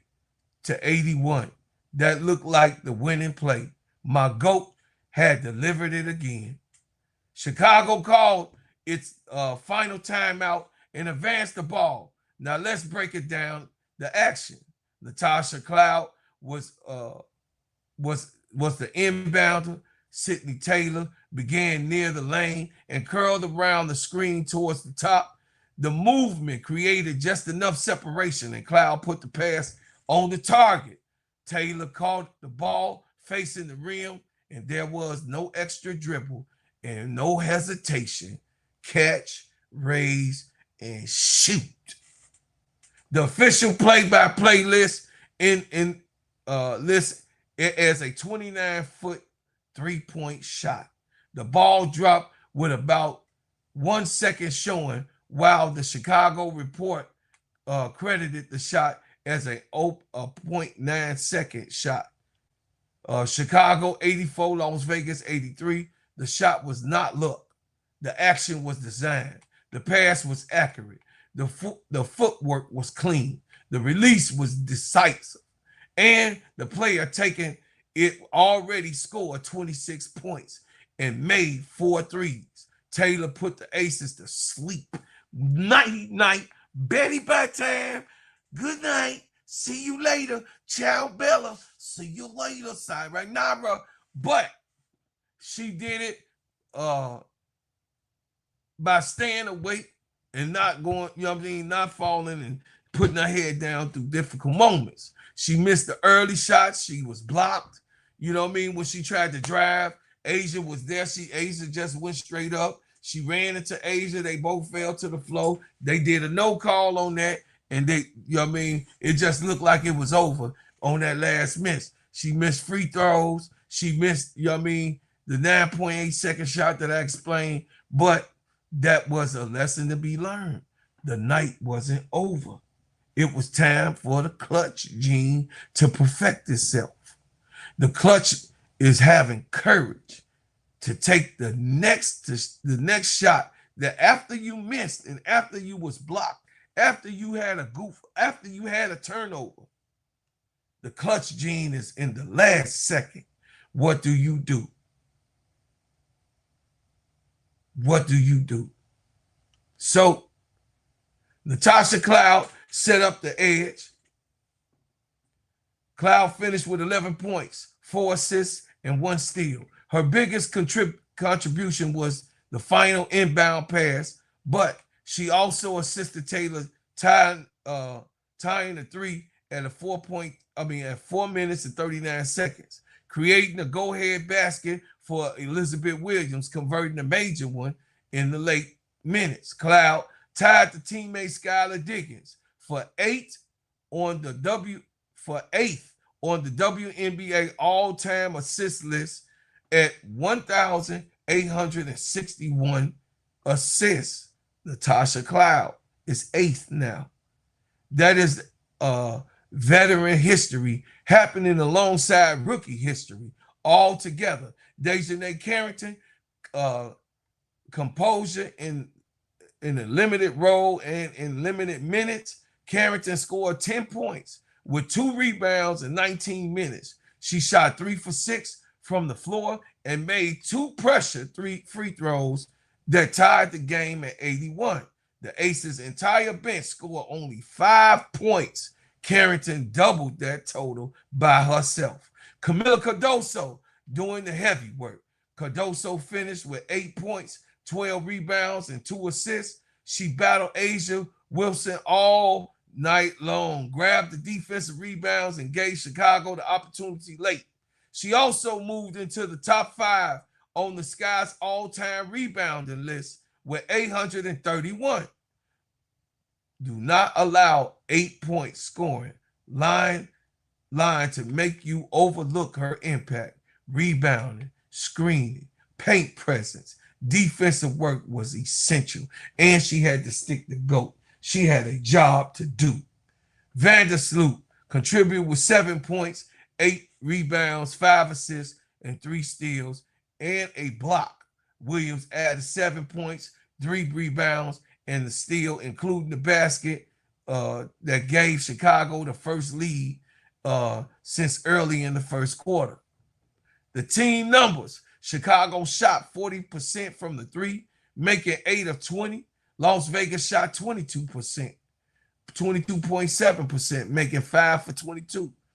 The 9-point difference from beyond the arc was enormous, and it was a 1-point game. Chicago bench won 21-5 against the Aces. The Sky forced 9 steals, while Las Vegas Aces recorded 5. Chicago also committed fewer turnovers, 13 to their 16. The Aces had advantages in the block, rebound, and Asia Wilson was dominant. Jackie Young posted 18 points, 11 rebounds, and 5 assists. Nelissa Smith had 17 points, 6 rebounds for Las Vegas. But Chicago won the 3-point line competition, the bench battle, and then also won from the bench. So what does all of this mean? As I break all of this down to you, Chicago improved its numbers, you know what I mean? Its numbers by 11-18. I know it's depressing, chat. While Las Vegas fell to 20-9, one win does not solve every problem in the Skies organization. It does not erase every questionable decision that's made by Jeff Paglioccia. Every frustrating loss that's lost by Tyler Marsh. Every concern about the direction of the team and what the hell Michael Alter is doing. But it improves something. It proves that there is fight on this roster. Even when the organization feels surrounded by dark forces, the force is still with the baddies. Sydney Taylor has now produced 5 games of at least 25 points and an undrafted rookie before all other undrafted rookies in the league history had combined for 5 such games. She got 25. She also became the first Sky rookie to hit a go-ahead 3 during a clutch time and move along atop of the franchise rookie list for 25 points, 25-point games. In 16 starts, Taylor is averaging 18.4 points. Over her last 6 games, she is averaging 21.3 points. She would have clearly made the All-Star game had Tyler Marsh was not hating on her to give her chance. She would have made the All-Star game this year, but we know that Sydney Taylor will make the All-Star game next year. The best mark among the rookies over the span. This is no longer a cute story about an undrafted player earning minutes. This is a rookie of the year conversation. Y'all heard me? This is a rookie conversation of the year. I said it. And y'all already know that old Magic Mouse is my player, so y'all know that I'm coming with another type of a list. Y'all know that Olivia Magic Mouse is my player. But I have to say it to you. This is no longer a cute story about an undrafted player earning some minutes. This is no longer a non-rookie of the year conversation. This is a player forcing the league to recognize her and see her that it is a bright superstar in the making right now in Chicago. This is a player becoming part of Chicago's future. Now, the challenge is consistency. Opponents will change coverage. They will lock her off, put double teams on her, force her left, make her finish through length, and try to wear her down. Knock her to the floor. Taylor must continue to improving as a playmaker. She must continue to get more efficient. She is a high volume shooter. She is an active defensive player. But you can't teach the dog that she has. Sydney Taylor is officially today, I mark my words, Sydney Taylor today is marked as a dog in my book. And she is growing. She no longer a puppy. She has now matured into one of those vicious little dogs. You know, that pit bull that's only 1 year old that ain't afraid of nobody, nothing, and to bite anything. That's what she is. But you could not teach what she showed tonight, which was courage. And before I close, I have to salute my GOAT, A'ja Wilson. One more time with honey on my chest. 36 points, 12 rebounds. My GOAT looked like the GOAT, and that's my GOAT. My GOAT, my GOAT, my GOAT. She gave Las Vegas the lead with 3.2 seconds left and almost ended the night with the game winner. But Sydney Taylor was writing a different type of history. She was giving y'all something that y'all want. She was playing the game the way she did.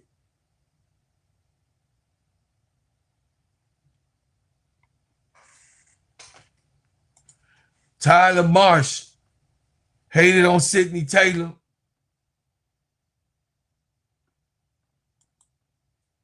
When I say that, you got to see the beginning of the games. When he did see those spurts in the beginning of the year, he could have started her. I don't care about the traditional. She a rookie. She got to do whatever. You saw it in spurts. She could have made the All-Star game, and she could have had more minutes. But when she was hot, brother AC, I got to tell the truth. He set her down when she was scoring. Goon seen it. Goon T. Kamilla seen it. They'll tell you maybe you missed it. Maybe you didn't think that what move that he made by sitting Sydney Taylor down on the bench while she was hot. No. Did you forget that when she was scoring, after she had scored or hit a three, he'll sit her on the bench? Did you forget about that? And we all was complaining. Keisha was complaining. I was complaining while calling the game in those moments. And then he'll put in Rachel Banner. Are you serious? I didn't like that Rachel Banner played today. And he almost gave the game away putting Rachel Banner in. This boy got a problem, AC. He's continuously forcing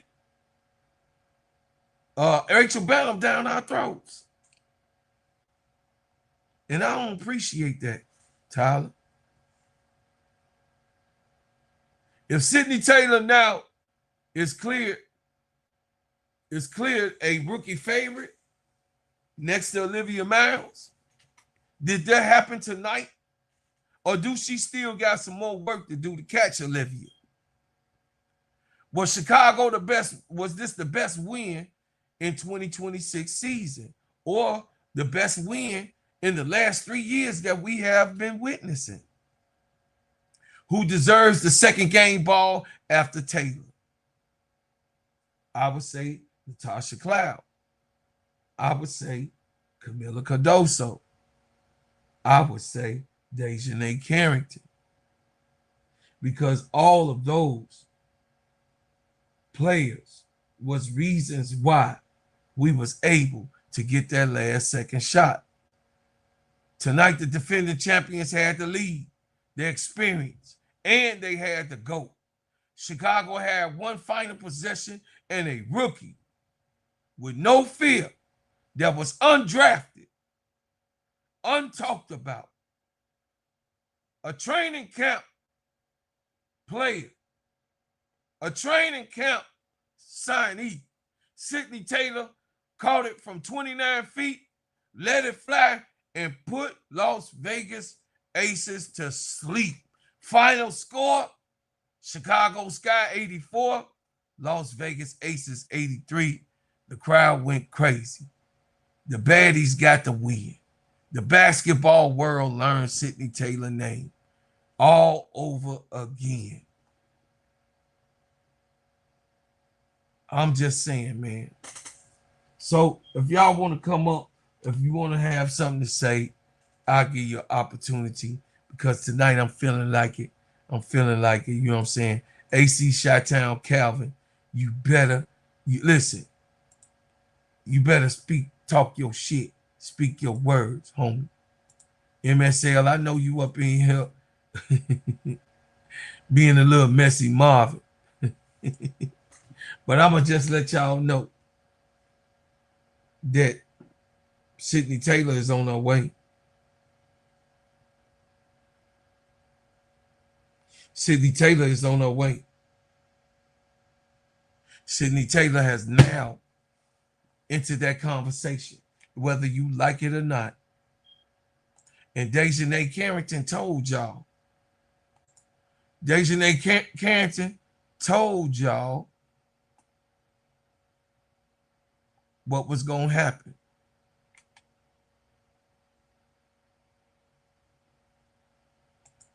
Yeah, but you gotta let her grow, baby boy.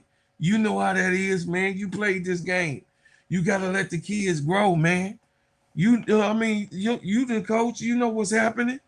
I be letting my kids, when I see spurts, I let my kids, that's the difference between me and what happened with Sydney Taylor. If I see it just a little bit, I'm gonna exploit it. I'm gonna see what it is fully till I actually know what it is. And he didn't do that. You know, you're a player. Come on, man. You know he didn't really do the best job that he could. And when I say he was hating, he took her out. After she didn't hit a listen. The games that we watched. The games that we watched with Chicago.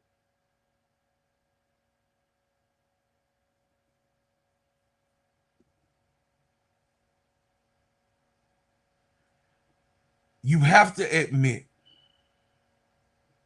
that they was coming close. But it was ingredients that Tyler Marsh was missing. Yes, DiJonai Carrington was missing.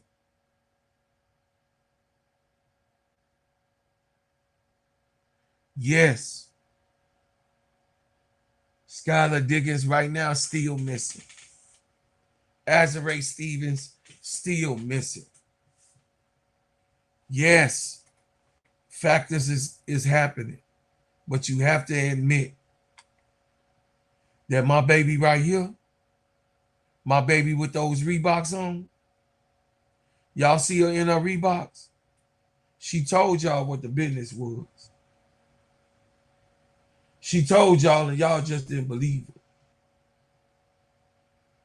She said it to you. She said this was going to be a different half.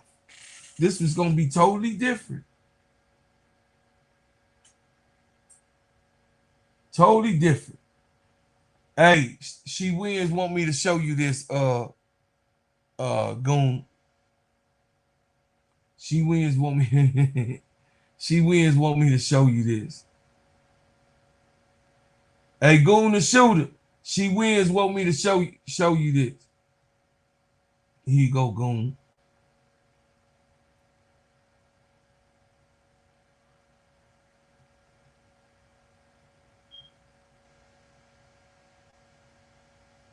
Hold on a second.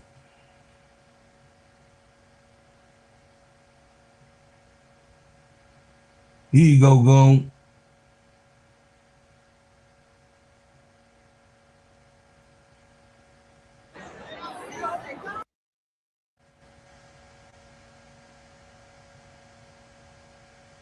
There go your Dana Evans. She was a non-factor.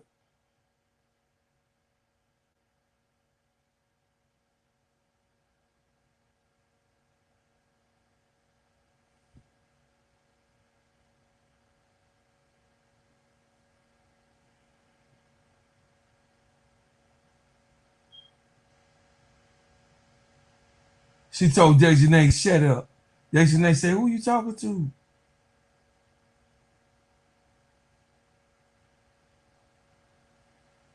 She was like, girl, back. DiJonai said, girl, I'll beat your ass. She said, girl, I'll beat your ass.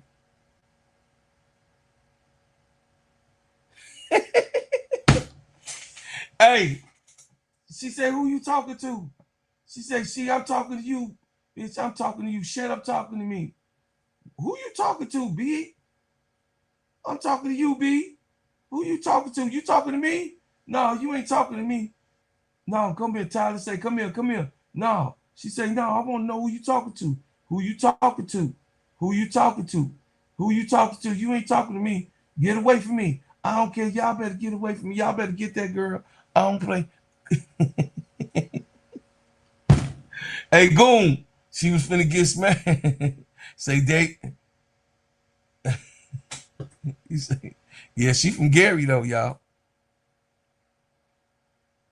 She from Scary Gary. She was like, girl, I'm across the bridge. She say, my people, right? She told DiJonai Carrington, they will find you.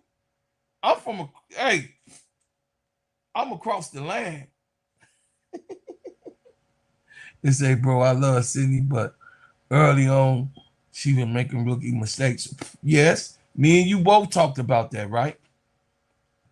But still, when you see a score, you got to let them make their mistakes. Hey, Goon.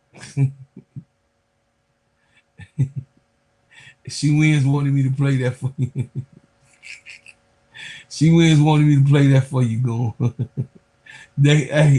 Hey, DiJonai say, I'm finna peel your head. You better shut your ass up. She say, you better shut up. You better shut up, shorty.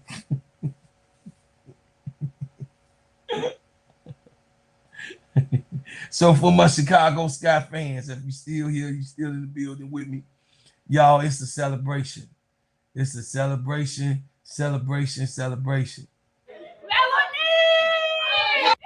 Melanie! That's Rocky. That was Rocky. Melanie. You said, Adrian!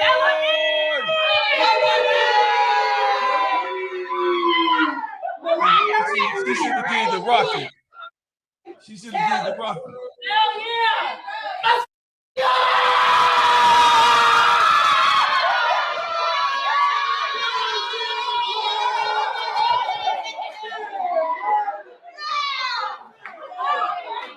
We've been working on stuff all year, man. All year for a win like this. Okay? And the fight and the faith that we got, like,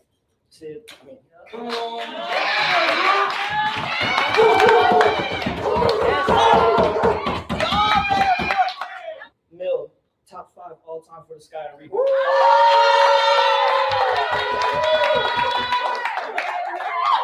That's just past Skyler for all time assists. 8.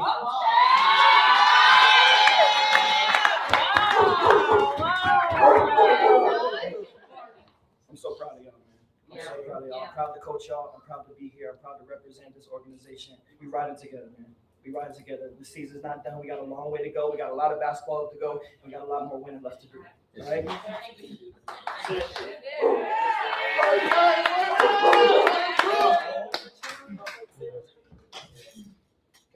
Okay. Same.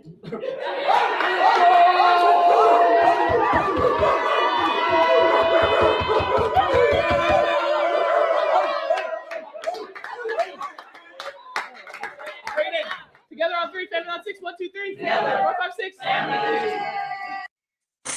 6. Check. Hey, see, I disagree though. What's going on? What's up? 80s? What's going on? Hey, AC. Okay, so this is where I differ at. Let me show you why I differ. Right? I differ because Sydney Taylor was playing too fast. She had to slow her game down. She was speedballing. Sometimes she was OC. Do y'all remember them games? I was like, damn, she turned the goddamn ball over. She was moving too damn fast. She would take off, and one time they was passing. One time, Skylar passed her the ball. She took off with the ball, turned the ball over, doing a key part of the game. Well, she was moving too fast.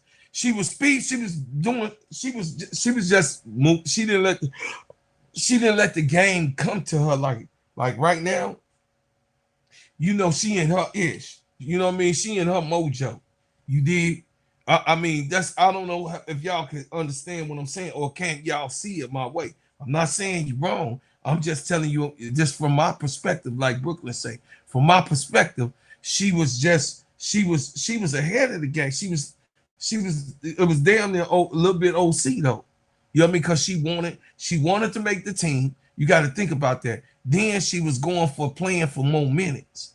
So she was trying to get her minutes up, and she was making those mistakes that we were talking about because she really, really wanted it. She really wanted to be where she's at right now with Chicago. She wanted to be in this position. And just like Angel, it took Angel a few lesser games than it took Sydney because she a small guard, right? It didn't take Angel that long to become that permanent because Teaspoon, you know what I mean? Yeah, Teaspoon didn't really have Angel start. No, if y'all remember. Let me see.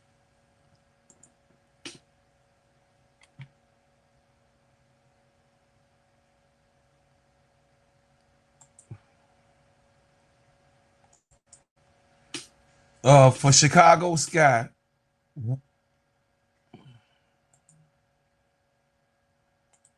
in 2024, how many starts did Angel Reese have in the first 10 games?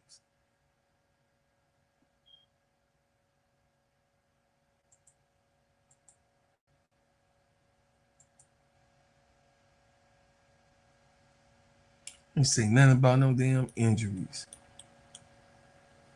Angel Reese.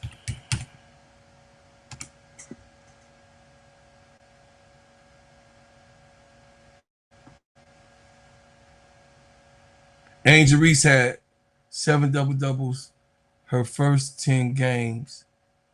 How many starts? How many starts? I ain't say nothing about no stars. How many starts did Angel Reese have in the first 10 games? Reese had 10 starts in the first 10 games. So she did start, but her minutes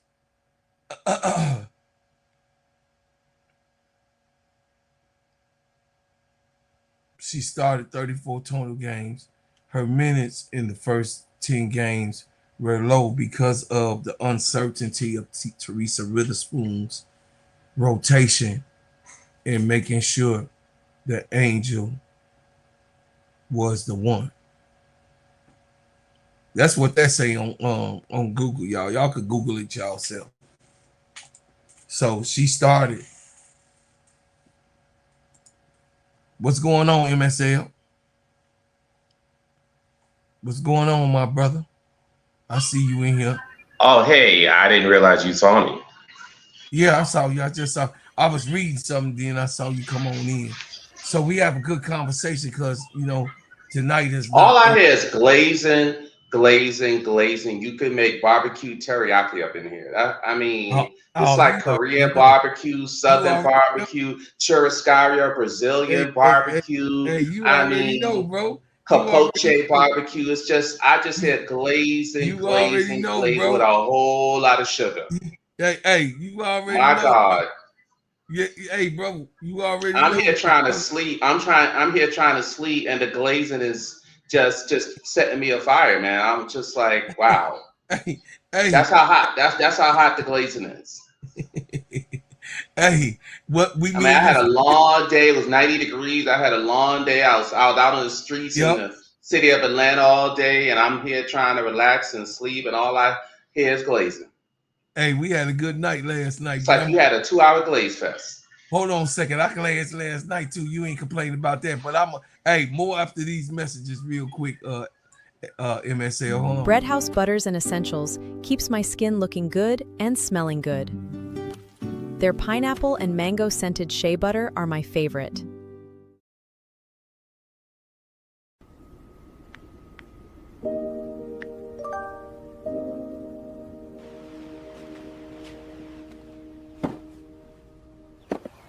Got a package for you.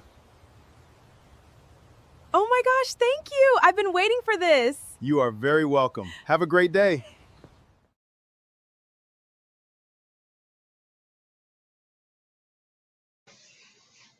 So the reason that you up here, we're gonna talk about our day yesterday, but tonight it's all about Sydney Taylor.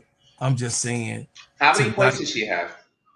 I didn't hear you. What you say, brother? How many points did she have? She had 29 points. Wow. Yeah, wow. She had 29 points, brother. I mean, a 29-piece biscuit, spicy. You know what I mean? She got and spicy chicken. You know what I'm saying? With that sauce, with that barbecue sauce that was made in, you know what I mean, and that mild sauce put in together. You know what I'm saying? That little thing. You know what I'm saying? 29 points, 2 rebounds, 2 assists, 1 steal, 1 block. She was 11 for 27. Yes, she shot the ball 27 times in MSL, but she was 5 from 11 from the 3-point line, 2 for 4 from the free throw line. Yeah, in 30 minutes. Yeah, I didn't get to see the game. I was actually out. I actually forgot the game was on. Not that I'd ever want to watch Chicago, without being forced to. But I totally forgot. But when I saw that they won, I was like, okay, that's interesting. And when I saw Sydney hit that shot, I was like, okay, that's interesting. And Asia took from what I understand, she took the loss herself, which is interesting. So it's been a very interesting day, apparently. Yeah. I'm going to play the GOAT and what the GOAT had to say. But yeah, man. So what's going on, Brother Jonathan? What's going on? Brother Bro Cloud, what's up? Brother MSL, what's up, y'all? How y'all doing? Man, what's up, Brother Jonathan? You already know one of my favorite guys. What's up, brother? How you doing, man? Speak about it. Go in, get it off your chest. First off, before I go on this topic, MSL, I had no idea you was tall as hell, bro. Bro Cloud talking about you 6'3", 6'4", or 6'5", or whatever. I did not know you was tall as Angel Reese. About 5'6'4". You know, it's funny. It's funny. I was talking to Angel briefly after the game, and I didn't even see how tall she was compared to me. Obviously, you use yourself to judge when you meet other people. So T. Carmella asked me, and I was like, we either the same size or she could be slightly taller, which would make her a little more than 6'4". But it is what it is. You're no MSL. You're a little bit. You might be edging Angel just a little bit for me looking at both of you guys. Yeah. So But she is tall though, because I was like, damn, she's tall. No, she almost. Yeah, I saw her in person. She is tall. She tall. And she not as skinny as she look on TV. And I say that in a good way. Like she got some body to put some body on you. Yeah, she was more muscular. I saw her in person when they played Toronto. Angel got some thick muscle on her. Right. She ain't really skinny like that. Right, especially from the waist down. Hey Noah, you gotta go. You gotta come in and come back out. It's not letting me up. It says device not connected. So Noah, you got wait. I'm in the middle of a post-celebratory Chicago seance. Is that what's going on here? You already. No, I'm cool with that. I'm not hating. I know AC Chi-Town probably dogging me in the chat, but because I noticed it was all Chicago, and that was fine. I know this was all Chicago. So when you dropped the link, I didn't know if you dropped it for me, So I was you like, know, I'm dropping it for you because you know you're doing the show at 10 o'clock at night. So I mean, you on the show every night, brother. What I know. I didn't know. I'm on vacation. So I didn't know. So I'm all right. I'm let telling me your ass. Go ahead. So I'm gonna go ahead and jump on the topic. First off, that was a good ass game. Chicago Sky, you know what I'm saying, they put it, fought the hard fight. Asia Wilson, first let me give her a big shout out. She had like 36, a good kudos game. First 36 points, back-to-back 30-point game. But unfortunately it didn't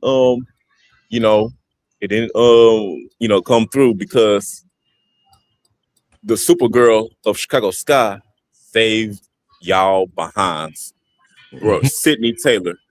That girl, let me tell you something. If Houston Comets don't draft Juju Watkins or Hannah Hidalgo, we need to come up with a way of bringing her here to Houston. That's the guard I want. Why y'all always trying to steal our people? Because I feel like they deserve. Chicago don't deserve nothing. Better. Yeah.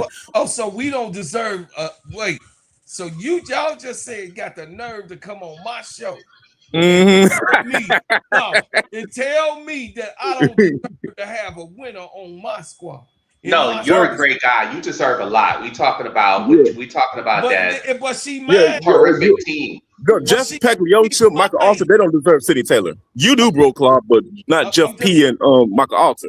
Oh no, we ain't talking about the organization, right? I made it clear this year, MSL and Brother Jonathan, I'm not supporting the organization, but I'm a support the players because the players got to have a job. The players got to have a place to play. They can have a job anywhere in the WNBA. Don't have to be Chicago. Wait. And Chicago needs players as fans. We deserve good players. Who the hell y'all think y'all is to be fans and have the players that you want? But us in Chicago, us fans in Chicago don't deserve shit. But don't. That's what it's giving. That's what it's giving. Don't take it like that, bro. We just don't like the franchise. We don't think the franchise deserve them. Or like Michael Alter refuses to sell a franchise.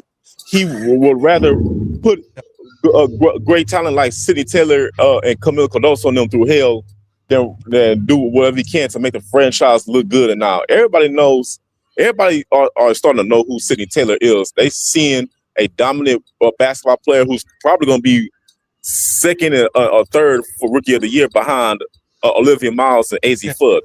Yes. Sydney Taylor is that girl. Yes. But the problem is she just mixed with the wrong element. You know what I'm saying? Jeff P and Michael Alter, they don't, they won't do well. They won't do right for Taylor. They don't care if she did that game winning. Well, I gotta correct you on that, brother. But I get it that you want to protect your organization because you want. Let me correct you so you can go ahead and elaborate. I want to correct you. Jeff Paglioccia went to go get Sydney Taylor. He signed her on a training camp invite, and that's his player. That's his player. He just made a statement. It's in the Sun Times. But you can't say treat him. He's actually giving her the opportunity to shine. Is that correct? I mean, real is. I'm gonna keep it real. We don't like Jeff Paglioccia. I hate his guts. And that's a strong word. MSL, get him, Jonathan. Get him. Hey, MSL. Hey, you've been putting Jeff Paglioccia on the clock for years, bro. Clark. His time would have been up by now. Yeah. I don't like him. Well, but Jonathan, bro, Clark. Go ahead. I'm only gonna say this because I recall when the ladies come back to me, I'll tell you the name of their show. I think, but Trista, she's the one that said it. Yeah, you've been saying a lot of stuff about Jeff Paglioccia over the last couple of years, and Trista did a segment with her partner on the All-Star game and make a long, let me try to describe it. She said that homeboy had on like tight knickers, He had on like some weird looking either sneakers or shoes that, manly men would normally don't have. I forgot how she described the shirt, but the shirt she said wasn't, I'm saying, this is my words, that a manly man wouldn't wear based off of her description. And both her and her partner were acting like, And you've been saying he's a Shirley Temple man for the longest. Yeah, he for is. the longest. And based off of their description, him in his natural element, not in front of the camera, but in his natural element during All-Star Weekend, they kind of gave those vibes that you be giving. So I just want the chat to know that Bro Claude, even though he can't pronounce nobody's name right ever, don't let that be the reason to think that he don't be on top of stuff, no matter how wild and crazy it sounds. Do we know he do shoot some blanks sometimes? But on that Jeff Pagliacca description thing, apparently he may know what he talk about. I'll just leave it at that. Yeah, so because like T. Kamilla just said, Jeff Pagliacca is a guards guy. I believe he can pick guards and build around them. He just can't build around bigs. Well, I don't even think it was just even that, T. Kamilla. I believe that this guy, because Kamilla is still here. As of now, he ain't shopped, and he has not shopped for Kamilla. No word, nobody. You know how it leaks, MSL. You around the game. You know how it leaks if you shopping a certain player. He has not shopped Kamilla Cardoso. So what I'm saying is this, is that Jeff Pagliacca is actually, in my eyes, the worst GM in the W, but he deserves kudos for bringing on Sydney Taylor over Latasha Lattimore, because me personally, I wanted Latasha Lattimore. I didn't see Sydney Taylor coming. I just didn't. And I'm gonna keep it honest on this podcast, and I always keep it 100 with you guys. But wouldn't Lattimore have been better than Banham, who essentially does nothing for you? Yes, Lattimore would have been better than Banham, and that's my whole thing. We continue. This guy don't know. He really is not cognizant of actually how to be a GM. Okay, he's a petty fish guy in a Burger King restaurant that got the fries and the fish, put it all together in the same thing and cook them together and try to sell it to the customers. I'm just saying that Chicago has a low grade of paying people. They're not. Noah, hey Noah, I see you. It just says your device cannot connect. I don't know why it can't connect, Noah. You got to come in and come back out, Noah, because I want to bring you up, but it ain't happening. I'm trying, I'm clicking 400 times, but continue to listen. I think it's a Bro Claude. But doesn't that mean his device is not connecting to StreamYard, but obviously he's connected to the internet? Yeah. So he may have to close out StreamYard and reboot it or something. Or yeah, you're gonna have to do a StreamYard, because it says device is not connected. Noah King, I definitely wanted you on this to finally come up and have your say. I definitely want you to come up, but you. That was a Chicago fan? Yeah, Chicago fan. Yes, sir. I definitely want him to have his say. But the thing I was reading people hating in the chat. People were saying y'all still gonna win 10 games or 12 games or something. Like that. Yeah, they say that we gonna win only 12 games or less. That was my brother, depiction too. But bro said 10 or 12 games. He said he brought it down to 10, but now then he brought it up to 12. No, I beg to differ. So what do y'all have now? 8, 7? We got 15 games left. How many wins do you have? 11 wins. 11 to 18. Really? Yes. Oh wow. Okay. So Okay, well, you gonna win more than 12 then if you got 11 now. You got 11 right now. So that's gonna go over the depiction. Now, what I do think, because I don't think Skylar Diggins is gonna get traded.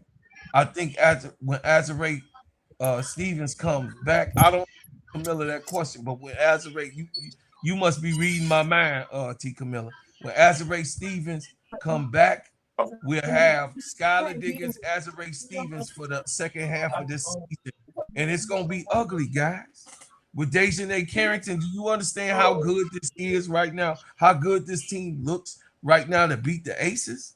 And the GOAT was in her bag. The GOAT was in her bag. Who is she scoring on, bro, Claude? Asia.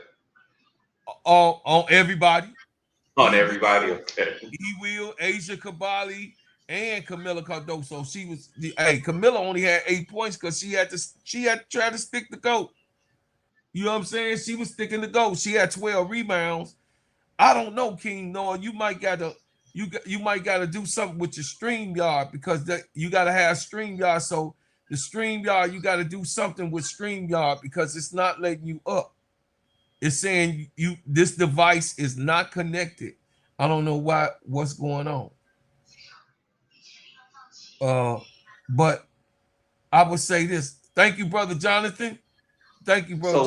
So why your favorite AC Chi-Town Calvin don't come up here? Isn't this like the Super Bowl for him?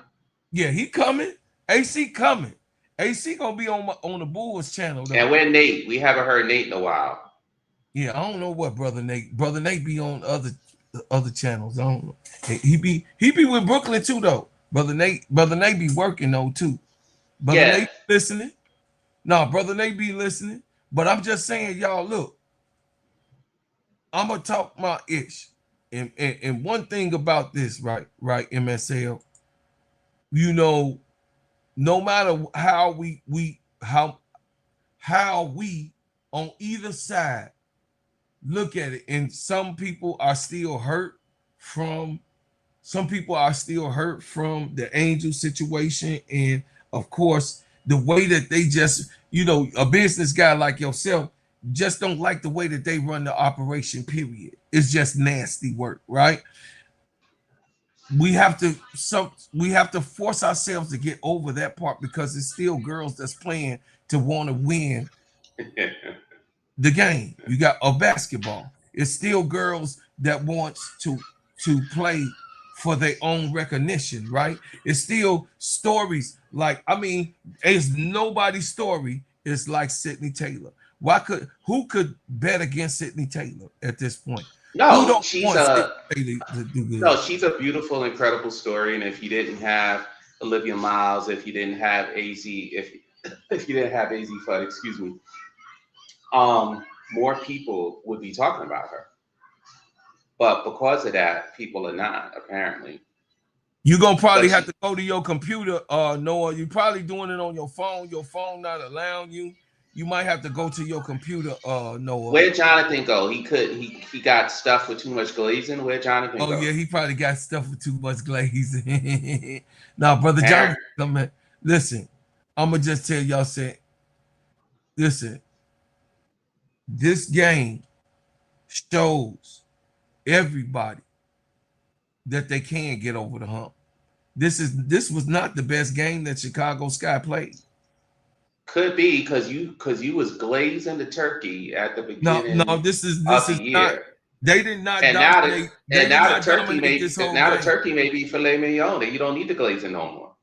No, I'm just saying. But this was not the best game that they played. This was a clawing, scratchy playing game. Chicago Sky dominated and lost. And y'all usually lose those type of games. That's right. By record, you know, by record, they 1-5 with these type of games. Right. They 1-5 with these type of games. And usually one of the ladies ends up crying after one of them or something to that. You know what I mean? Well, she cried after both New York games. Kamilla cried after the Dallas game. That's 3. That's just 3 off the top that they lost like that. And then, of course, the other ones the other two, and today got them over the hump. It says, bro, Claude, yeah, people were posting themselves with Angel Reese Barbie dolls In in the Chicago? arena today. Chicagoans are going to have a hard time getting over Angel. They got Sydney Taylor though. Yeah, it's really hard. You know what I'm saying? It is really hard. For me, She signed out Barbies, by the way. Huh?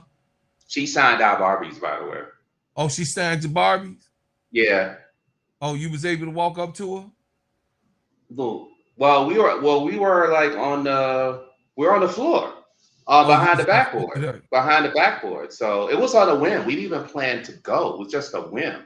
But the tickets weren't cheap, but we were like, okay, screw it. So we were actually in the third row on the floor behind the backboard. Like, so we saw everything. Like when Joy Canada hit the stanchion, like I'm looking right at her. So after the game, you know where I was. I was right there behind the bench.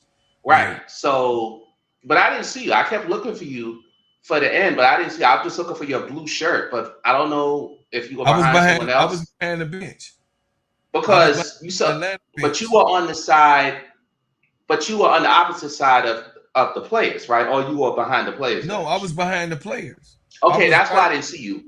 That's why I didn't see you, because I thought you pointed left, and from where we were, but you actually pointed right.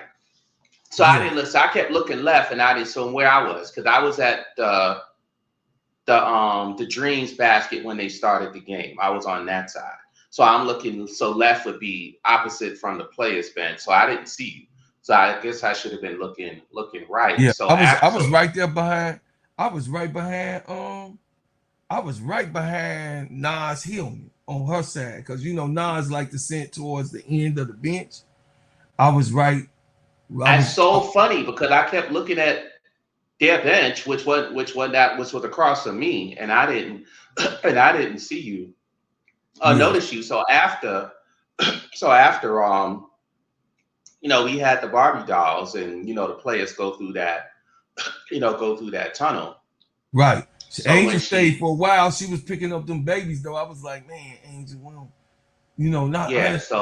babies. I was like, man, I don't want her to get sick, because you know what I mean? You never know. You know what I'm saying? I was.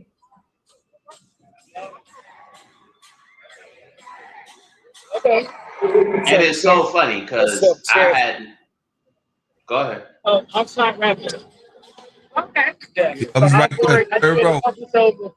I'm right behind now. So yeah, I didn't see you. You see that? I'm the fourth row. So 1, 2, 3. I'm the fourth one from the bench. No, and from that angle, depending on from that angle, right? See the rail, MSL. See the rail. Right. 1, 2, 3. See, I'm right there. Yeah. I was right. So blow card. So check this out. I know you got a guess, but check this out real quick. Go ahead. So we came for Barbie night, right? Yeah. But we got it early, right? We got it on Friday, right?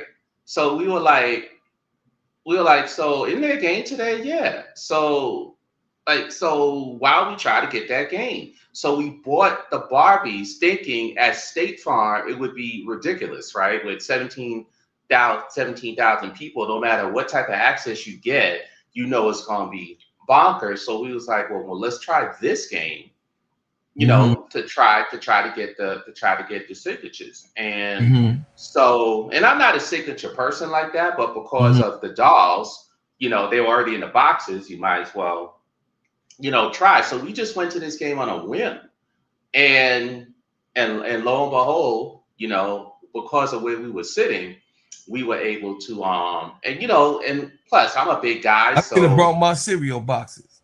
Yeah, you could have brought your cereal boxes. So I was a big guy, and so I saw the people, but I positioned myself in a way to where, plus I got long arms, so when she came, I spoke to her like I knew her, and then she just came over, and so she signed one Barbie, and then it was so funny. because we had another one, and she got confused. She was like, "Wait a minute, what's going on here?" And I was like, and we was like, "No, it's just, this is hers." And she was like, "Oh, okay."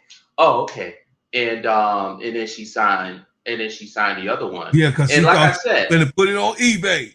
and because she was signing the Barbies, I wasn't really looking to see how she compared, to me. But obviously, and I say this respectfully. No, I seen you over there though. She's a big girl. I mean, she's a big old girl. She is not small in any way. She is not small. In no way. She a big girl. Like she looked like she could play a superhero, or if you don't get right, she could slap the crap out of you. But she would make a great superhero. Didn't you see? Remember, that's why I put her up as Batgirl. Remember, I told y'all she was big. I know because I seen her when she first got here in 2024. I seen her.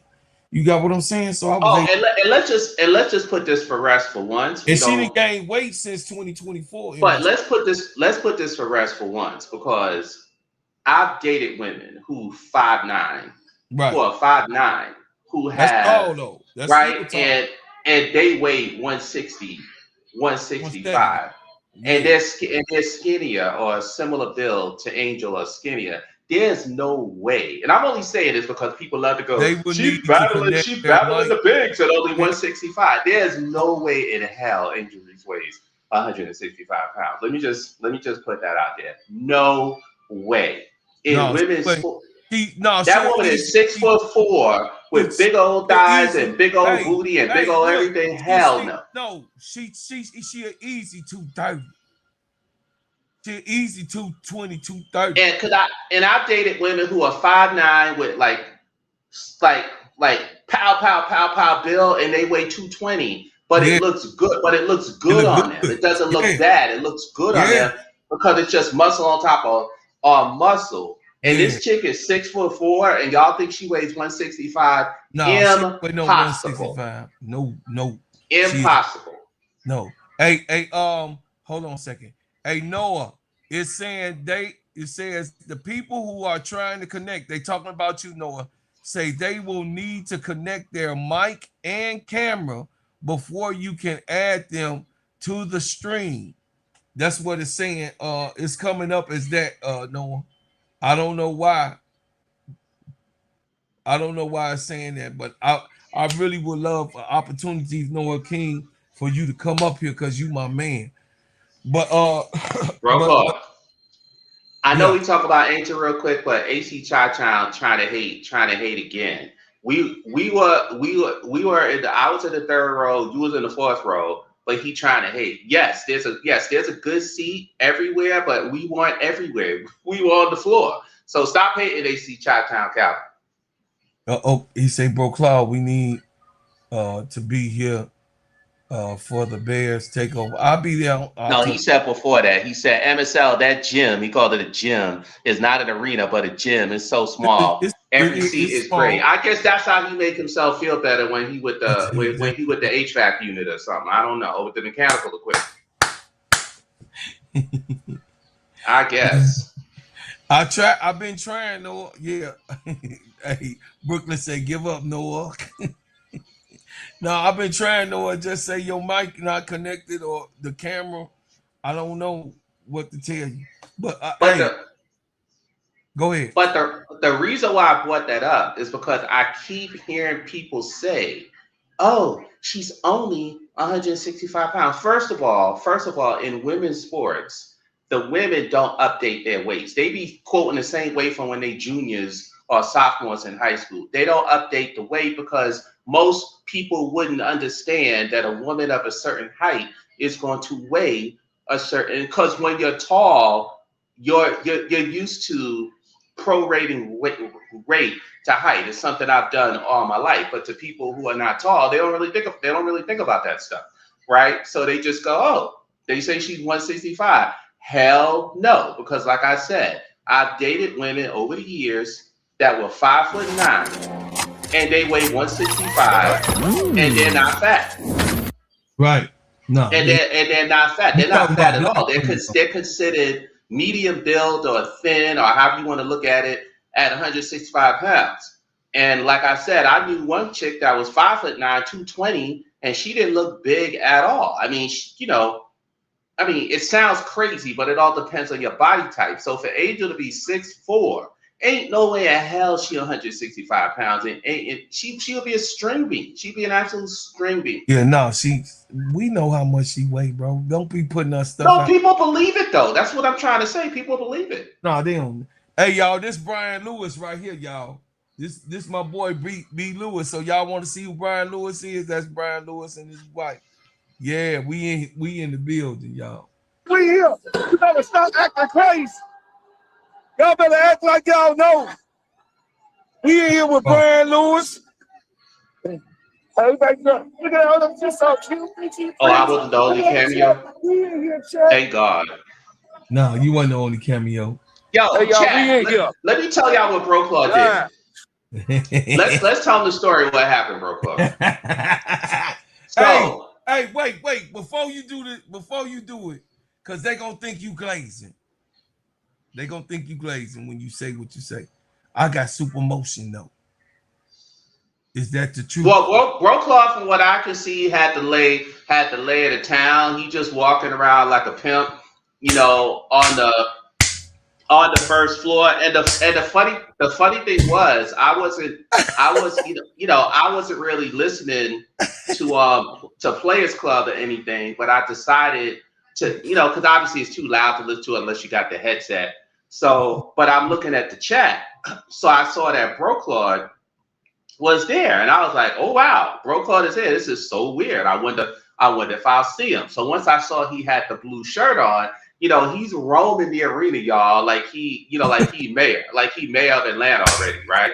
So he's like, "Sir." So eventually he came to my side, and I saw him. So I walked up. He don't know it's me. He don't see me, so he just having that steak attitude, like I'm a rapper, Negro. I don't need to recognize you. He got that little look, right? And I'm staring, but he see this big old dude standing over him. He see this big old dude standing over him, and he just sitting there like, I'm a pimp. I don't need to respond to you. So I was like, okay. So he's talking all excited and everything, and I just waited patiently, and he talked for about 10 minutes or so. And then I said, "What's up?" And he just said, "What's up?" Like, "Yeah, I'm too important for you. I'm gonna keep doing what I'm doing." And then I said, "You don't recognize the voice?" And then all of a sudden he's like, "Oh my God! Oh my God! I can't believe it! And then he wanted to put me on the air, and it didn't matter that I was incognito, right? I wasn't planning on being on camera, and he's like, I wasn't groomed or anything, and I'm just like, I'm just here, right, on a whim, right? I didn't know I was gonna be on camera. So then all of a sudden he put me on the air on the live, but it was so loud that all I could do was just act silly. You really couldn't have a conversation. It was just so loud.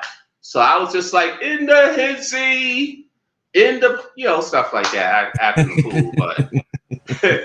And then after that, I think I didn't notice at the time, but I listened to the show after. Keisha was like, "Get off, Bro Claude, get off the game and start." The game is starting again. So I guess he had to go. He went back to his seat. I went back to my seat, and we didn't see each other after. I was looking for him, but now we see why, because I'm looking on one side. He was on the other side, and I guess you didn't. You go ready, see MSL? I got the topic for us. You ready? I got the topic. Hold on. You ain't put me to work at 2 o'clock in the morning. They don't want to hear us talk about nothing at 2 o'clock in the morning. Breaking news! Who got traded? Breaking news! Who traded? Kelsey Plum is now a Phoenix Mercury post T. Kamilla. Breaking news! Wait, is Cog on? We finna see. Is Cog on? We finna see what's going on. We finna read it right now. You know what I'm saying? Hold on a second. Hold on. We finna do it right now. MSL, we own it. We got to break the news. We on air, so we got to do it. KSAP watching. Okay. He watching. You know he watching. Hey, Breaking news, Kelsey Plum traded to the Phoenix Mercury. Give me all of the details right now. Okay, y'all, here it comes. It's better than trading her to a better team. So here it comes. Hey, no, well, I don't know. I don't know now. She got hey. She got AT like she had Chelsea Gray. She got an AT that can put that ball in her hands when she, you know what I mean, when she doing what she doing. You know what I mean? When she doing what she doing, cat. You think Kelsey will accept that role on Phoenix with AT giving her the ball? No, she number one. She number one.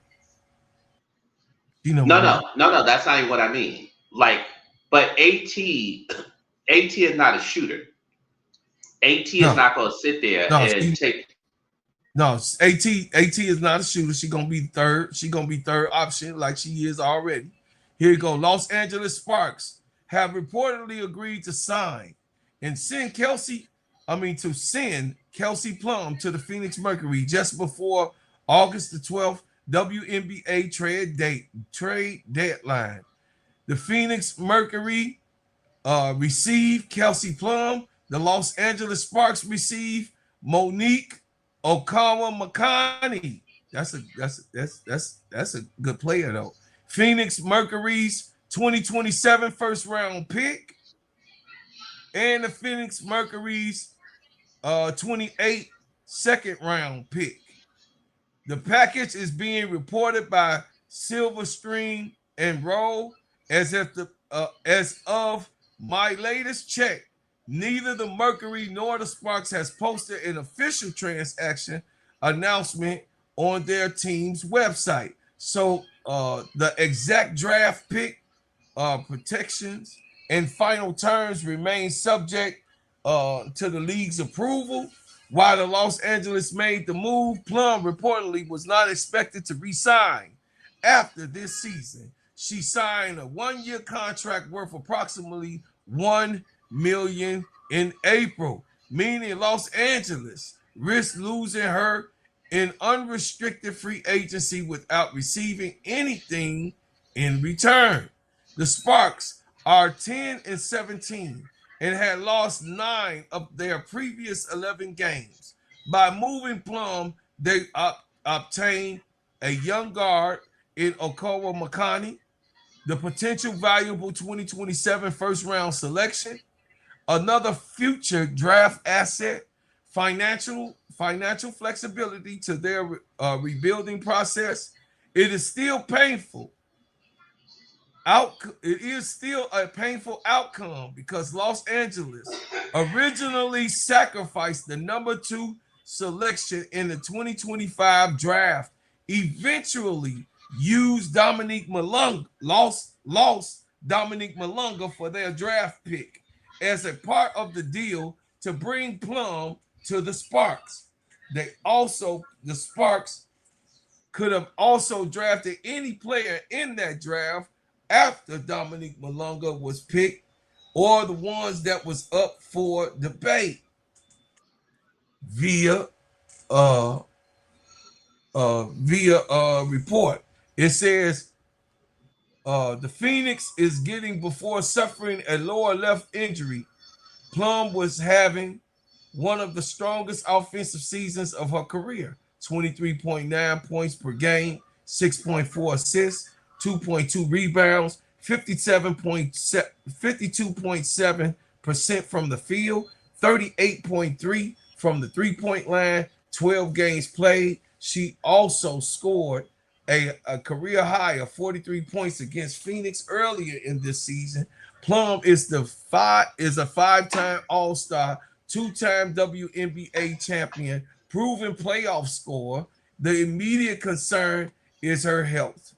She has been sidelined with a leg injury, and a firm return date has not yet been a publicly established thing. When everybody is healthy, the Mercury could be featuring Kelsey Plum, Kalia Copper, Alyssa Thomas, and others that is in the realm.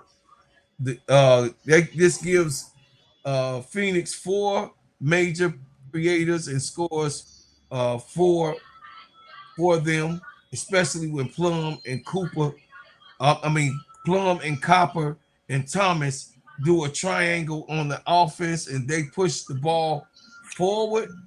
Who's the fourth one? The no chick girl? Am I missing something? The one that just came back. Hold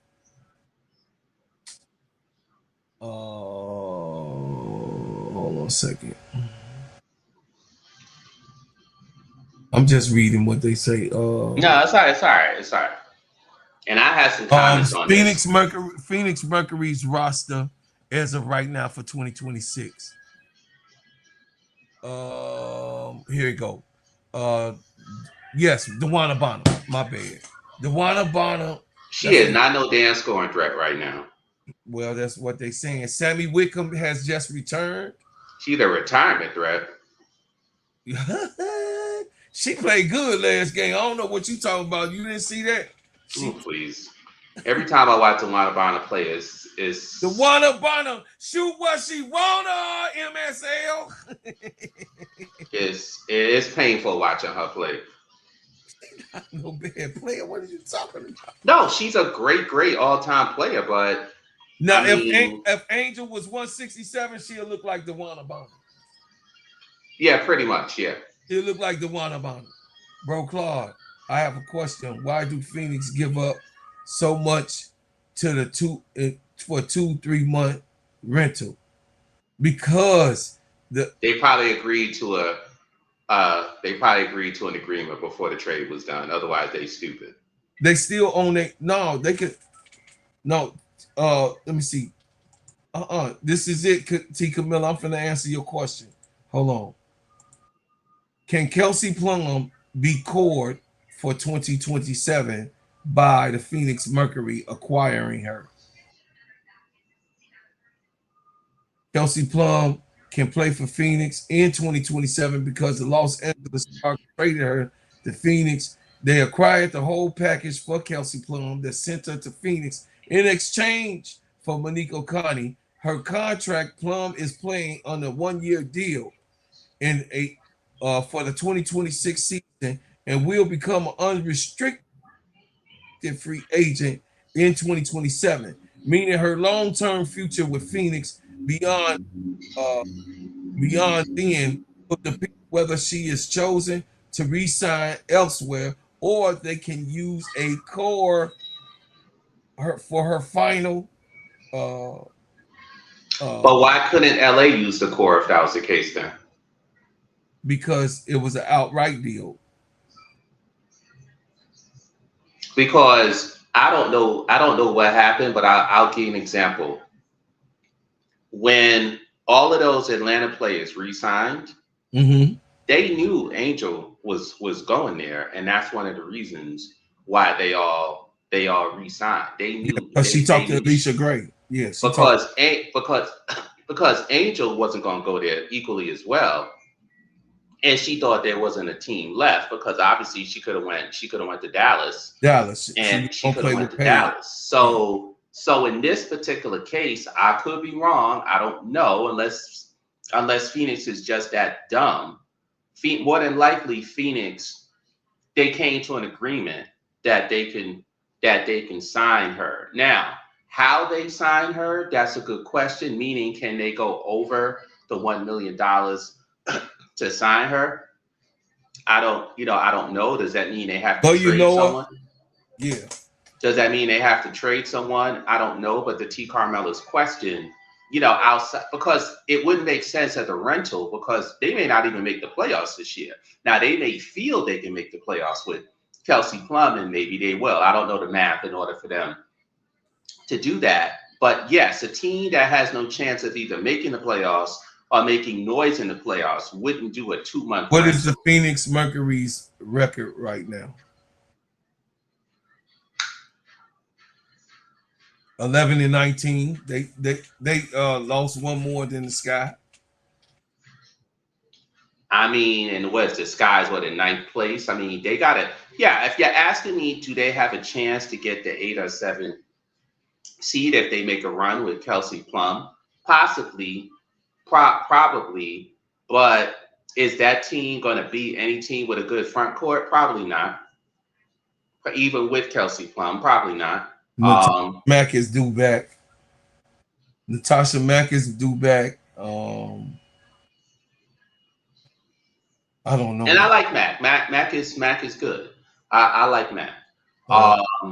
But yeah, to my knowledge, it looks like they may have come to some agreement beforehand. If not, then Phoenix is just throwing caution to the wind, and they gonna break it up all apart and try to rebuild.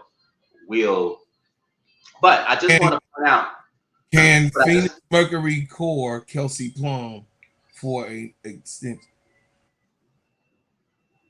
Phoenix Plum in the trade, Los Angeles, a crying 5-time guard. A new core, Plum joins the established veteran group in Phoenix featuring stars. Yes, they can core her because this is a brand new team and it's not per her agreement. She was on per trade. That's what it says. I don't know, but if that's true, that would make sense. But I just want to point out real quick, this is why you got to take what you hear sometimes with a grain of salt, because they were saying it was Atlanta, and I forgot the 2 other teams, but Phoenix wasn't one of the teams that was mentioned. And then voila, Phoenix ends up getting the trade, and that's not the team that they were talking about in the quote unquote media. So that's why, as a person, I mean, as a content creator, you got to report what you hear, but from a regular person or a fan, you can't get too happy and you can't get too crazy when you hear stuff like that, because voila, look, the team that wasn't mentioned. I don't think, because no, what I was talking about, Noah King, Natasha Mack still on restriction. She on restricted minutes. She was on the bench the last game still. But the thing is that what I'm talking about is this MSL. I don't think they a better team than Chicago. No way. There's no way. No way. Well, go ahead. Well, just listen to what I didn't know Chicago became the bar for all our comparisons, but they okay. They the bar of making it, right, out of the teams. That's what we're talking about, right? The scale of the back teams, right? The scale of the back teams. I think that Chicago has the best core to be able to make the playoffs. I do. I think they have the best core. I think that they even better than Washington Mystics. I mean, they may be playing better, but unless I'm mistaken and I'm missing people, and my apologies if I am, I'm thinking Kelsey Plum, Kyle Copper, and AT, even at this age, is probably better. And if I'm missing something, refresh my memory. Go ahead. It's probably better than anything Chicago can produce. Yes, Sydney Taylor is playing great, but and yes, Miller is playing. I was just going to put it on. But I would think between Chicago Sky and Phoenix Mercury. The last game between Chicago Sky and Phoenix Mercury. Let me see. Now, Chicago what was the score of the last game? Chicago has a much brighter future. Sky and the Phoenix Mercury. What was but I'll say this. Chicago has a much brighter future. They have a younger team. Their core is a lot younger, minus the old folks brigade with the guards. But obviously Sydney Taylor, Kamilla, Jaquez. I know I'm missing 1 or 2 people. But Sydney, Kamilla. Oh, I was missing Rakia. I mean, that's a very young core compared to Phoenix. So Chicago may have a better future, but at the same time, you got Jeff Krapliaka running the team, so that doesn't necessarily mean anything, because he'll probably trade his best asset to win in their future as well, as he always does. So the last game that was played, Chicago won. Final score 77 to Phoenix Mercury 66. Sydney Taylor had a 16-point game that included 10 points in the third quarter, helping Chicago control the victory. She was 6 for 11, 3 for 7 from the 3-point range.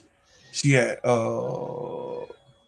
which took the lead. Kamilla Cardoso had 9 points, 4 rebounds, and assists. Natasha Cloud had 11 points in this game. Azare Stevens, had 9 points. Aisha Kabali had 8. Courtney Vandersloot had 7. Rachel Benham had 7. That's when Rachel Benham hit 3 threes in this game. Kalia Copper in this game, she wanted to win so bad. She had 25 points. And DeWanna Bonner had 12. Alyssa Thomas had 11. And they just didn't have. Monique O'Connor had 9, and Valerie had this. The Chicago defense was the biggest factor. Kamilla Cardoso protected the rim and had 4 blocks in this game that stood out overall in rim protection. Sydney Taylor took over in the third quarter. So I would say Chicago got a better team overall, roster-wise, than Phoenix Mercury. Because Phoenix Mercury ain't got nobody. You got to think about these names. Just think about it. Skylar Diggins coming back. Natasha Cloud is playing elite right now. Courtney is back. She's being efficient. She's not playing bad. She's not playing awful, but I like that. Who, your girlfriend? She's not getting a lot of minutes. I'm liking that he's not putting her on the court like that. Flutie with Brokaw, Flutie, your girlfriend? Whatever. Yeah, Snooty with no booty. But she's not playing bad. Okay? I'm gonna just keep it real. Sydney Taylor, awesome. DiJonai Carrington and came back as a rate, been playing bad. Shanae may be a one-way rental. Do you really think she's gonna resign? No, but I'm talking about for this year right now. Oh, yeah, okay. She gonna resign if they have success. If they go to listen, they got Skylar Diggins for 2 years on the contract. They got Rakia for 2 years. They got Kamilla for 2 years, actually 3, because they could core. They still can core Rakia. They still can core Kamilla. Sydney Taylor, they got her rights for the next 2 years. So even though she's on a training camp contract, she got signed with a training camp contract. So they better get her an offer like right now, but they still can keep her. They own her rights for the next 2 years. And for the next 2 seasons, they own her rights after this year. So if somebody gives Sydney Taylor an offer, Chicago has the right to match the offer and keep Sydney Taylor here, and she signed whatever contract that they agree upon in Chicago. I know you may not know. I know you may not know the answer to this, but is No Kick coming back after her stint in Europe, or you're not sure? Who is that? No Kick is the Serbian one that early this season was started off with gangbusters, hitting all the 3-pointers, averaging like 18 points a game or something like that. But she had to. But the reason why you haven't heard about her lately is because she had to go back to Europe for whatever team. She just left though. Phoenix. She just. Right, is she coming back? Because if she came back, they said it was a bad. They said it was a bad separation. Oh, okay, then she may not come back because she left. No, they say she left. Oh wow, that's unfortunate. Yeah, but she was a good player. And just to be honest, T. Carmella is telling me that Bonner played well the last 4 games. Yeah. So is that so? That's No, I wasn't aware, but I know for most of this season and last season, she wasn't that great. So tell me about it and inform me, educate me. So DeWanna Bonner, of course, these girls go through emotional things, right? By them going through certain emotions, You know, in Indiana, she set herself up. You got what I'm saying? She set herself up for. Hey, Goon, you wasn't here earlier. T. T.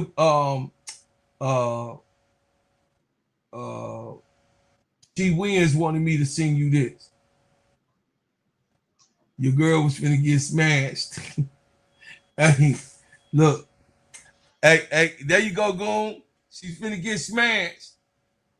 What are you talking about, bro, Claude? You ain't looking at the screen. DiJonai Carrington finna whoop shit out of Dana Evans. She like, girl, shut up. She say, what? She say, oh, that happened today? Yeah, that just happened today. Hey, Goon, she's about to get that ass tapped. DiJonai looked like she got a head over her almost. Oh my God. Yeah, DiJonai ain't short. DiJonai pretty tall. Dana Evans short. Right, apparently, yeah. The way DiJonai is towering over her. Goon. Dana Evans finna get her ass whooped.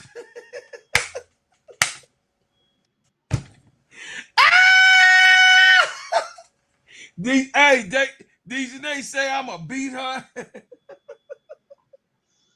Hey, she say, Goon, where you at, Goon?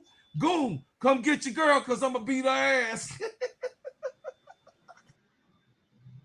She say you own a bench ass champion. Oh, that was wrong, bro, Claude. That was wrong. You know, Dana fans are very sensitive about that. Goon. Hey, Goon. Hey, I ain't do it, Goon. Hey, Goon, I ain't do it. Isn't she still riding the bench with Carter gone? Isn't she still riding the bench with Carter gone? Say DiJonai can't fight that girl snitch. DiJonai ready to snitch on the whole W. Hold on for a second, bro, Claude. I'll be right back. Hold on for a second. Okay, go ahead. Goon.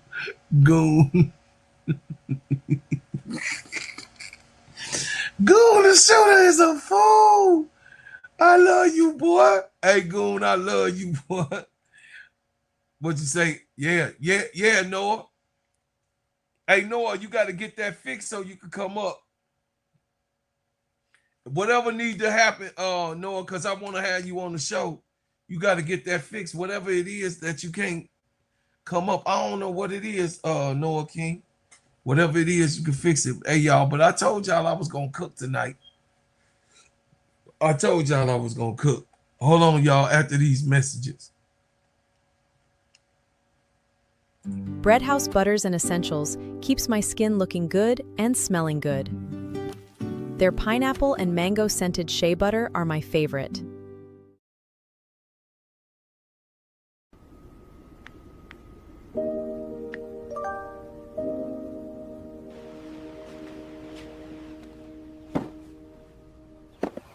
Got a package for you. Oh my gosh, thank you. I've been waiting for this. You are very welcome. Have a great day.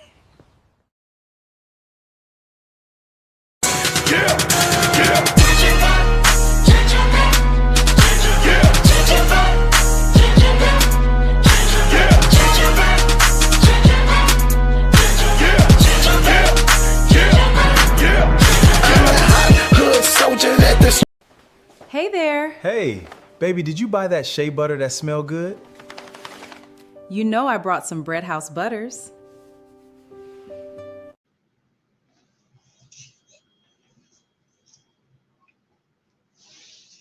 Bread House Butter, sheen, shine, heal, treat, moisturize, condition, and develop your skin. Black owned, independent, and owned by me. That's right. Y'all support. Go put your orders in. We are doing good. Y'all see the upgrade. Y'all see black excellence. Y'all see I'm growing. But anyway, MSN. I'm back. We had fun yesterday. We're gonna do the show.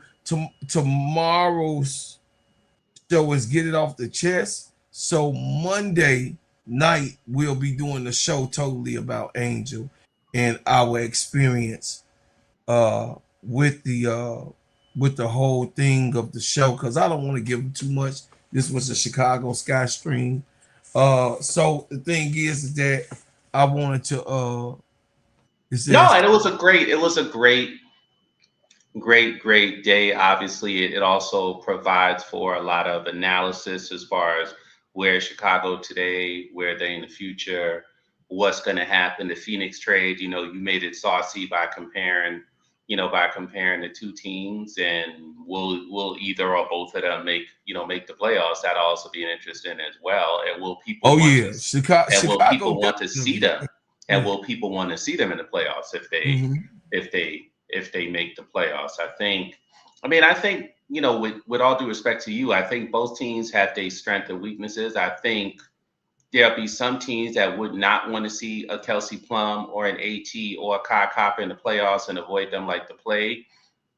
And there are teams that would not want to face a Kamilla or Sydney Taylor in a playoffs. But the problem is, with no disrespect, those are still two inexperienced players, and they're probably prone to make mistakes under pressure in a playoff type setting. So some people would argue, and it's not my job to do it, I'm sure some people would, that they should miss the playoffs, get another great player in this upcoming great draft, and then they'll be that much better in the future. I'm sure you don't probably feel that way, but well, Chicago already got a good future.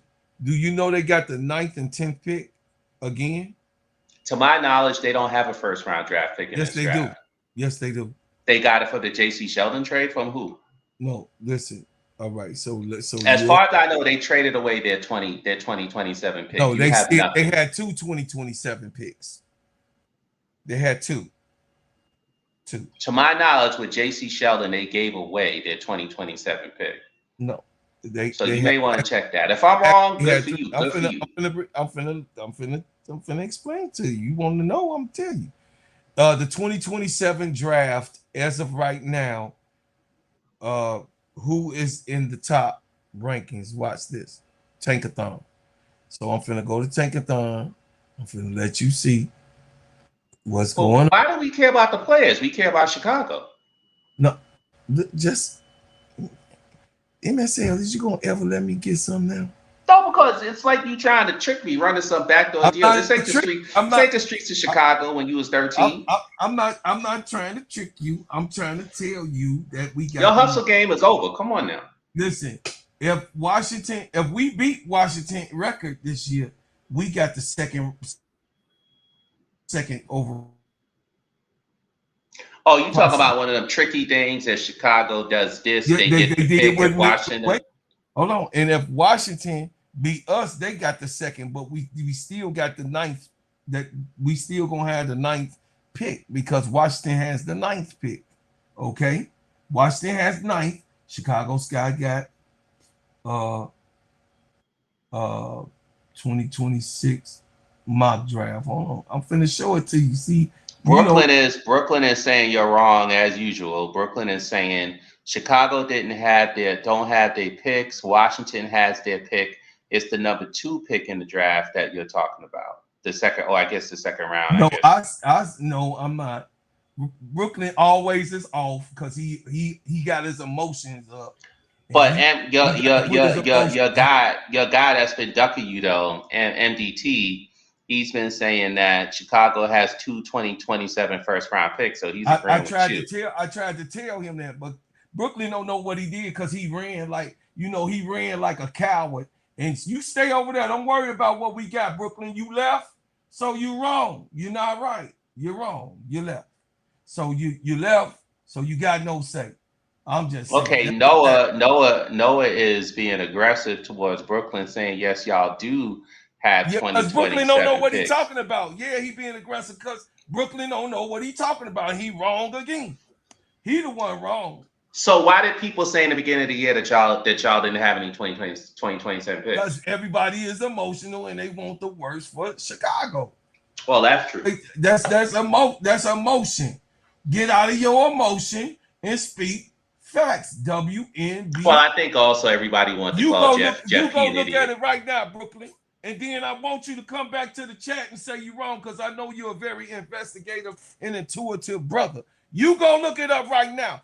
Go to ChatGPT, go to Google, go wherever you want to, all where the facts is, because you ain't on the in-house, inside. Go to all the informational things. I'm be right here waiting on you. Go right now. Go right now, Brooklyn, because you're wrong. This is, hey, chat, hold it, because we got Brooklyn in the wrong because he mouthing off. So I didn't want to put you on blast, but I got you right now. I ain't want to put you on blast, but I got you. I got you at this point. You got what I'm saying? I got you. You know what I'm saying? You mouthing off, but you wrong. You the one that's wrong. Well, bro, Claude, I have a question though. But if they gave their 2027 first round pick for JC Sheldon, and if Washington, they had actually three. They had three. They were stocked up. They could have done it because it was just extra. Okay. It was extra. It was extra. So you're saying that they have a shot at Juju in one of these plays? I'm finna show you.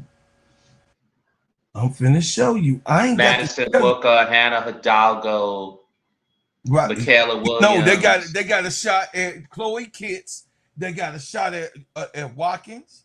They got a shot. Listen. Here you go. I'm finna show you. I ain't finna talk. A lot of people just talk, but here's the actuality of it all. There you go.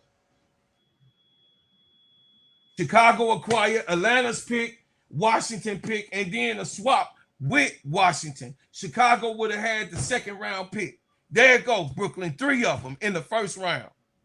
Yeah, but that don't mean nothing. And bro, Claude, hold on. That don't mean nothing. I'm not gonna argue about this. This is facts. No, bro, Claude. Okay, you're right. But hold on. Let's recalculate, bro, Claude. Hold on. If they're essentially two late round picks, then guess what? They're not getting Hannah Hidalgo or Michaela. No, they're not getting Hannah Hidalgo. If they go number 2, if they beat Washington's record, look at the board, MSL. I want you to look at the board. Okay. Look at the board. The board says Chicago, the second, they predicting that they have the second pick. But if Washington beats their record, and Chicago, that's right. But if Chicago beat Washington record this year, they're going to have the second round pick. And Washington going to stay right here at 9. You see that? And then at 11, that's when they acquired from Atlanta for Angel. Okay? You understand now? Yeah, but I get it. Okay. So that's three, right. So they may or may not, but they're not going to get picks commensurate with their record. But yes, they are. Let me show you who they're going to get. Let me show you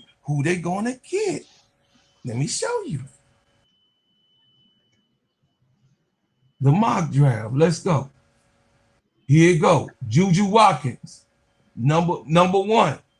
If Washington beats Chicago and Chicago not able to beat Washington, Madison Booker or Hannah Hidalgo gonna go 1 or 2. I mean 2 or 3. Okay, Madison Booker number 2. Hannah Hidalgo number 3. Brooklyn will argue with Tankathon. Brooklyn gonna tell Tankathon they wrong. Brooklyn gonna do that because that's what he ain't gonna do. I'm ChatGPT it right here and Googling, and I'm on Tankathon. This is facts. This is what it is. You just don't want it, say Pro Claude. It was only 2 picks. Look, T. Kamilla, I can't make this shit up. Look at it, T. Kamilla. I'm not making this shit up. But Bro Claude, would you admit though that your GM Jeff Pagliacca has almost single-handedly built built 2 dynasties in the WNBA? Who cares about it? It's gone. No, because T. Carmella, I'm responding to T. Carmella's message. T. Carmella said if Washington gets Madison Booker, it's a wrap. Oh, yeah. Who? I mean, not really. Because if they get, listen, T. Kamilla, if they get Madison Booker, we gonna get Tessa Johnson at 9. Oh, Tessa, boy. who could You are, guard you are Tessa? delusional. Who could? It's right here. Look, MSL. You look at the chart. You think Tessa Johnson is gonna make up for Maddie Booker? Chloe Kitts at number 11. Yeah, I do. I do. I do. I do. Oh, boy.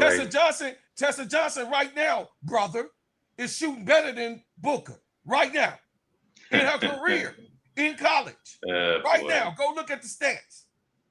In Don Staley's system. I bet you said the same about Bree Hall when she went to. No, I told you what I told you who Raven was gonna be. I'm right. I told you who I told you who Olivia Miles was gonna be. I bet you thought. Let's not go to your clunkers, bro, Clark, because Tanaya Latson, you thought Tanaya Latson was gonna be a all baller. y'all talking about Okai. Oh, why he get Okai? Why Okai on a dream? I told y'all about Okai, and I told y'all that she can also shoot threes. What happened to Tanaya Latson? What happened to Bree Hall? What happened to Pow Pow? What happened to Tanaya Latson ain't had an opportunity, and Pow Pow is actually have not had her opportunity this year. She had a great opportunity last year, and she started and she filled in good for JC. Jordan Cannon last year. She did. So I mean, ain't nothing. What happened to Bree Hall? What you mean, Bree Hall? I didn't have Bree Hall on nothing. Bree Hall is a medium player. Okay. A defensive player. I didn't. Well, say you thought. By that logic, you thought. By that logic, you thought Raven would be damn near all pro right now. What happened to her? No, I didn't. I knew that they was gonna play Raven. I didn't want Raven to go to the Fever. You think I wanted Raven to go to the Fever? I knew what they was gonna do. They sitting on Raven for Caitlin Clark. They literally sitting on Raven, but you seen what Raven production is when she get in the game. It's clear. It's evident. The only reason she ain't in no talks is because they sitting on Raven. Well, it's too late to argue South Carolina players, but we could do that another day. We ain't got to argue about no South Carolina players. They in the league. It is what it is. Asia Wilson is the goddamn GOAT. Shut the hell up. Be your ass fucking quiet. See, I'm gonna let you get that one. No, I'm gonna let you get that. No, I'm gonna let you get that one. Cause I'm gonna let you get that one because I'm not gonna sit here and clap back at 2:45 in the morning New York time. But hey, MSL, you my boy. Asia Wilson is the goddamn GOAT. Shut up. But I didn't say she wasn't. Even though in fairness, if you want to go there, Stewie is having a great individual year. Yes, she has a good. She's having a great individual year. Guess what? She from my other school, Connecticut. Bro, Claude, you got like 39 other schools. What are you talking about? No, I got 4. I got 4 teams. Yeah, 4 plus 35. I got 4 teams. I thought you said 14 or 14. Sound like you said 14. That would be more accurate. South Carolina, LSU, Notre Dame, Connecticut. That's it. Well, if those are your 4 teams, guess what? You're gonna win 80% of the time, if not higher, the last 10 years. I'm smart. I'm smart. Smart or Connors. And now you got Goon started with Raven Johnson. Free Raven. That ain't gonna happen. Alicia Gray, an MVP candidate last year.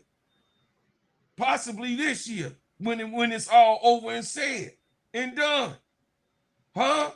Well, let me just say this. Let me say this. Whoever gets Michaela Williams is going to be very, very, very happy, especially if she's the 4th or 5th pick. They're going to be very, very, very, very, very happy. Michaela, yeah. Oh, the fire going to be crazy. Hey, you're not going to get me started at this time in this hour, man. Well, yeah, because I don't think Juju as much as a given as people think she is. However, I think she's a better given, minus her knee, than Sarah Strong. I don't think Sarah Strong is going to be the kind of pro that people think she is. She come off. I disagree. She gave me tweener energy. She is tweener. Right now she still got to grow. Well, you think for her size she's going to play wing for her size and guard wings? I don't think so. She gonna And play then she four. has to play. She And gonna then play. she has to play down Gonna low. play four. And She gonna play. she has to play the 4. I mean, She gonna play she's 4. bigger than Fee because Fee is 6'1". But Right. remember, Bigger than Fee. will she be able to go on the perimeter and do the stuff that she does in college against WNBA players? I'm not sure about that. Yes. Hey, they said Well, that about Bro Claude, no disrespect. You think Ali Crooks is going to be great in the WNBA? I think Ali Crooks gonna have a great down low year. I think Ali Crooks gonna be okay. I think Ali You think Ali Crooks gonna make a great pro? I don't. No, I didn't say a great pro. I think Ali Crooks would make a good pro, not a great pro. I think she will be a good pro, a good addition to somebody's roster. And who's she playing defense again? And she has an opportunity to be a great pro. She's still on her weight loss. Right now, she's losing weight this summer. Right now, they working on it. Right now, MSL, she lost 35 pounds. Give the look. This is a young girl. This is a girl. She just made 20.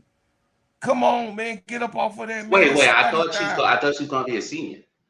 No, she's gonna be a senior this year. She So just she's made 21. 20. No, she's young. Okay. No, she's younger. She's a young. So she got a lot of baby fat, all that stuff you saying? Yeah, she's not a woman yet. She's not a woman yet.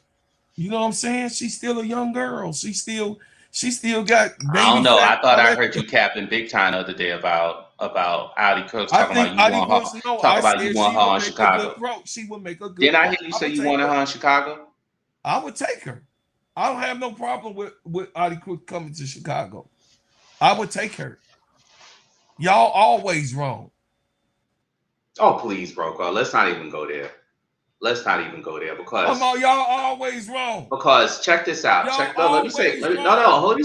I don't like to toot my horn. And when I say toot my horn, I mean go back to what I said before. I notice everybody likes. Everybody likes. But you be accurate. Everybody likes to do that. Thank you. I appreciate that. Everybody likes to do that. MSL. First of all, the reason that you are part of now the network is because you be accurate, bro. First, I want to say this though. I want you to know this.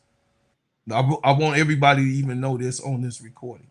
You're working with the network and what we doing because you're very accurate and you're very knowledgeable about what you're saying. Okay, so no disrespect. I had to stop the show to just let you know that we care about what you think. It's about what you think. It's about us. I could be wrong. Remember, I always say that, but I think I'm right. No. Like I'm not making a big deal about this because we just having fun. But no, we just having fun. But I remember it made me think about. I remember earlier this year, and I'm sure you face similar stuff. But even a lot of Angel fans, when she was going to Atlanta, they basically thought that she would be buried. And I remember I came on your show and other people's show, and I was like, well, I think she'll average 17 to 20 points a game. She'll have 11 and a half assists, 2 steals, 1 block. I don't know if she averaged the 1 block or the 1.5 if I had said that. And I had said 5 to 7 assists. Now the assist is off for 2 reasons. One, because Bree Jones hasn't played as much. And you notice she's the post feeder to Bree Jones when she plays, kind of like she was for Kamilla, because the other guards don't know how to feed the post. And also because Canada started playing point guard so well that she didn't need to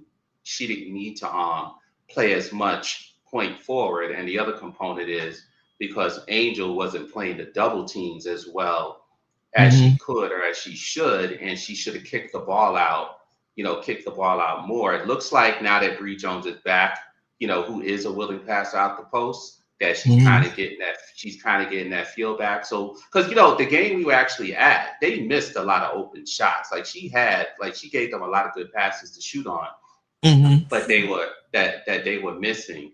So her assist should creep up.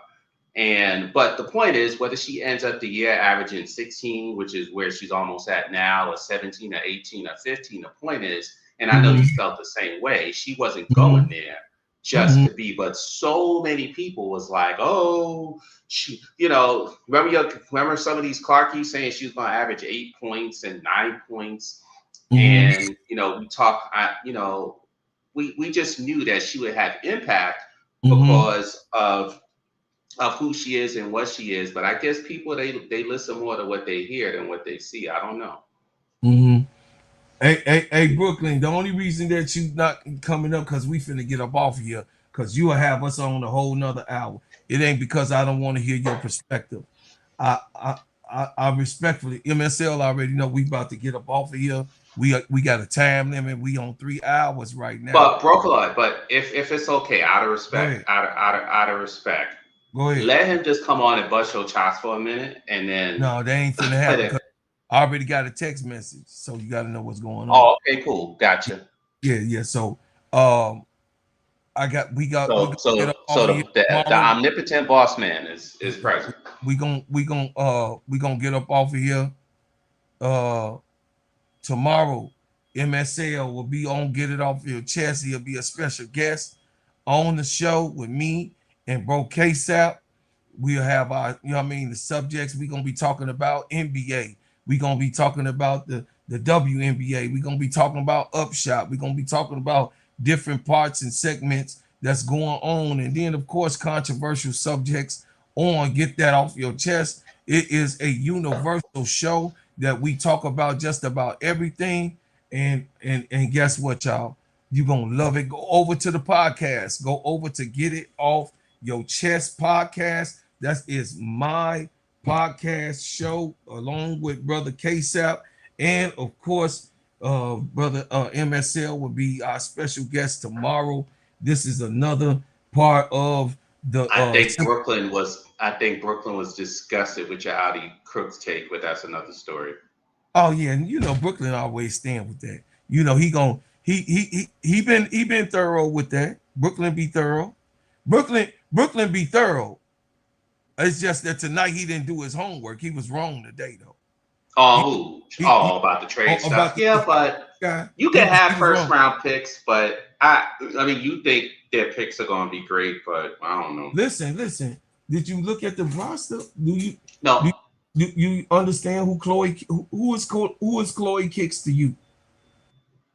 I mean, she's a good player. I mean, I'm not gonna say she's not a good player. I know she's gonna play this year. How about Ashlyn Watkins? You know about her?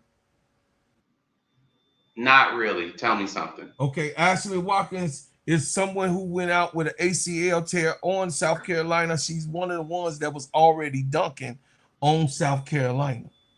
She was already dunking before she got out. She was dunking on South Carolina. She's one of the half flyers. What makes you think she just gonna walk in the WNBA and act that way? No, she's just not coming off an ACL tear, so she got a college year to work on. No, but I know you're projecting because we're talking about Chicago, right? You're talking about Chicago, right? We just projecting, yeah.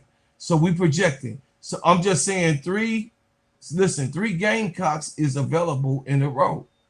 So you got Michaela Williams at 4, Maya Nichols at 5, Malaysia Fawali at 6, Talisha Cooper at 7. You're mixing and blending LSU with South Carolina now, just so you know. I can't hear you. What you saying? If you were blending LSU and South Carolina players, you had said South Carolina. Yeah. No, I'm saying Michaela Williams is going at number 4. I was just going up top. Oh, okay, gotcha. My bad. Okay, my bad. Sorry. Michaela Williams is at number 4. Maya Nichols is at number 5. Malaysia Fawali is number 6, but I think she might go number 5. Well, I'll make a prediction. If Michaela Williams has a great year, especially without Fly J being there, she may be the number 2. She may be the number 2 pick. Over Madison Booker, you think? I think they're similar. I think they're similar players. I mean, people like to talk about Maddie playing the point sometimes, but Michaela can play the point. She just never had to on LSU, and she's an excellent passer. We know how she shoots. They both can disappear. Michaela is a better shooter. Maddie is a better driver. That's the differences. Yes, but it's not that Michaela can't. Would you agree No, with Michaela is not it's not that she can't, but she's not a slasher like Madison can get to the hoop. Madison can literally get to the hoop. No, But I think, Michaela but can don't, be shut down. but don't you also think that Michaela is also has a crazy handle when she's getting Oh, her she shot got off? serious handles. I ain't saying nothing about that. See, having handles and slashing and getting to the basket is two different things. You got what I'm saying? No, I don't disagree. But the reason why I said it though is because if Michaela was determined to, I think she could equally get to the basket with her Too much weight.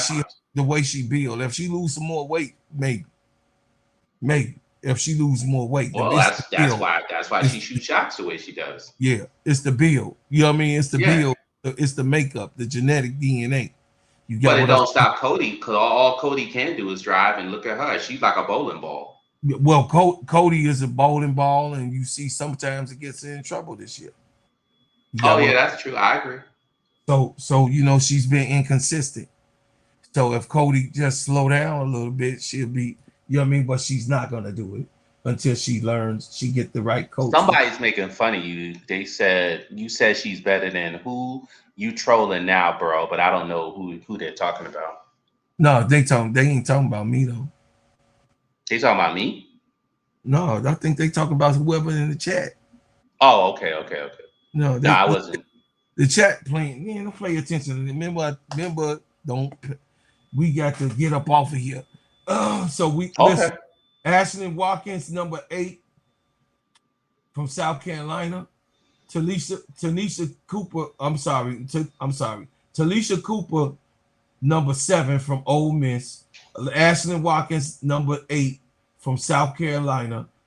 I think Tessa Johnson gonna go before Ashlyn, but they got Ashlyn Watkins because the reason why they got Ashlyn Watkins before Tessa, because Ashlyn, they said that she dunking right now. They say Ashlyn Watkins dunking right now in practice right now. So they got her projected above Tessa. Tessa Johnson is number 9. Hey, I'll take her. If Chicago Sky got the 9th pick, South Carolina, Tessa Johnson, the most accurate NCAA player right now that's in existence. Wait, are they arguing over Audi Crooks in the chat? Yeah, I don't care about no Audi like that now. I'm good. Clara Strack from Kentucky. The would-be girl is number 10, Dallas. Chicago got the number 11 pick, right? Chloe Kitts. They got projected coming to Chicago. I take her all day long. She could put the ball down on the floor. She got a mid-range shot. She just like Kamilla. Didn't I tell you though? Remember when I was arguing with the people in the chat and you was saying, bro, Claw. Didn't I tell you that Kamilla got a jump shot? She shot a J today and Well, made she always had it. I mean, she had a soft touch. Yes. I told them. I mean, you agree with me, but I remember I was telling them in the chat. I'm like, Kamilla could shoot.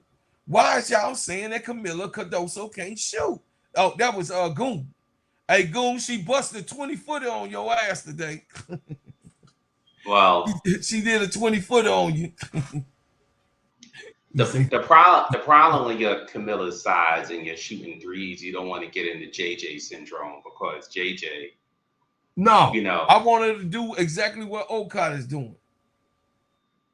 Take them when they're what Kamilla but not too much. Not too much. Okada can shoot the 3, right? She can shoot the 3. Kamilla could do it the same. Yeah, I think you should shoot it when it's available, and if it's a wide open shot. If you start missing them, then yeah, you need to go down. You need to go down low. But if you're hitting them, okay, so be it. But you never want to get in a position where the opposition wants you to take that shot 7-8 times a game. And if you are doing that, then yeah, you should realize, okay, this is not working. Let me go to the post. I think John Quell's ability to shoot the 3 is both a blessing and a curse because she can shoot it so well. Her coaches allow her to chuck KC Cool. Kamilla Cardoso is number 4 in the top 5 impactful centers in the league. She's number 4. Wait, people are in the chat busting up on Kamilla? Yeah. Goon Why? don't like Kamilla, and Casey don't like Kamilla.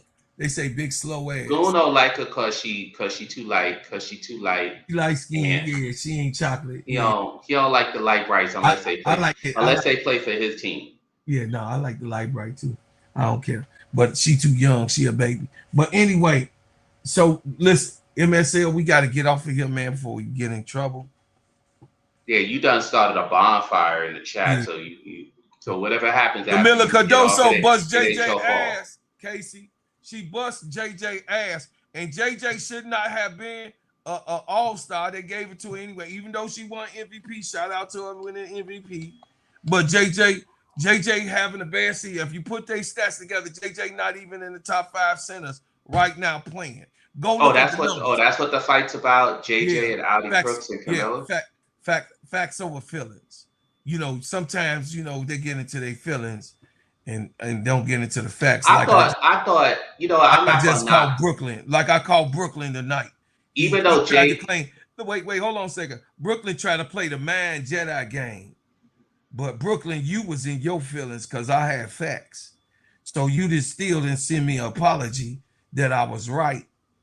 You still ain't send me my apology that I was right and you was wrong. That means you was in your feelings. But anyway, go ahead. Well, I mean, even though you can argue, even though I don't think JJ hasn't played great this year, and you can argue about her all-star status being more like who she is than what she's done. But to me, Kamilla should have replaced Malanga. So in other words, Malanga shouldn't have made it either. In other words, if Kamilla was there and JJ was there, I would. You wouldn't have had a problem because I wouldn't have a problem with that because of JJ's resume, right? So right, because JJ is JJ. So yeah. But the Malanga thing, I think they gave her the difference with Malanga is if you watch their 2 games, Malanga scores a lot of easy points because she's on a young team that runs up and down the court. So she gets like a lot of layups or like 8-footers and stuff like that, or she'll score on people because she's tall. And it's funny, I think her and Kamilla are the same size. Malanga doesn't look 6'6" to me. She looks 6'7". What you think? No, Malanga 6'9". Well, they list her as 6'8", but she's not 6'8" because she looks taller than that. How tall is Dominique Malanga? Well, they list her as 6'6", but she looks like she's 6'7" to me. But the point is that Kamilla scores her baskets more on back to basket moves, and Kamilla has her repertoire is a bit more than Malanga. Malanga's a little more athletic. She's 6'6". That's what they say, but she looks 6'7". With a 7'1" wingspan. Her arms are longer than Kamilla's. Right, Malanga is a bit more athletic than Kamilla. Like Kamilla, Kamilla is Patrick Ewing. Kamilla is Patrick Ewing. Dominique Malanga is David Robinson. That's what you're trying to say. So yeah, that's a good comparison. Yes, it is. I know. That's what it is. And by right, Kamilla is more dominant. Kamilla is more dominant, better rebounder, more nicer around the rim, and she can shoot. We're gonna have to have this discussion another day because I guarantee a lot of people in the chat would say they would take David Robinson before Patrick Ewing. I wouldn't. Now I think Patrick was a better half-court player. I think David was more like your ping, bing, bing, up and down. David Robinson was the newest generation of what a center would be. He could put that motherfucking ball down. The Admiral had that shit. I mean, we saw Akeem put the ball down, but the Admiral can actually go coast to coast, and he could put that bitch down. So that's one of the players. Akeem went coast to coast too. I'm saying, but he wasn't a better ball handler than David Robinson. David Robinson can handle that bitch like a guard. Damn near. You sure about that? Because my take on Robinson. I know that David Robinson played. My take on Robinson is he lacked dexterity, right? He was fast from it going in one direction, but he didn't have counters. He didn't have counters. And, Akeem had counters for days, whether he was facing the basket or his back was to the basket. So David Robinson, Akeem could cross you over. No, David Robinson is actually what my boy that just got traded from Milwaukee to Miami. So you're talking about Giannis? So Giannis is actually David Robinson, but David Robinson, though Giannis loves the king. But I'm so saying, that's he don't love no damn David Robinson. It doesn't matter, but Giannis is actually David Robinson. Would you make up your mind? First, you said you'd rather take Patrick Ewing, and I told you there's some people in the chat that may want Robinson, and now I'm just telling you what it is, though. I'm trying to give you the explanation. Because Patrick Ewing was overrated. He wasn't as good as they wanted us to believe. Just listen. Just hear me out. It's apples and oranges. I'm just trying to show you the apple, and then I'm gonna show you the orange. That's the only thing.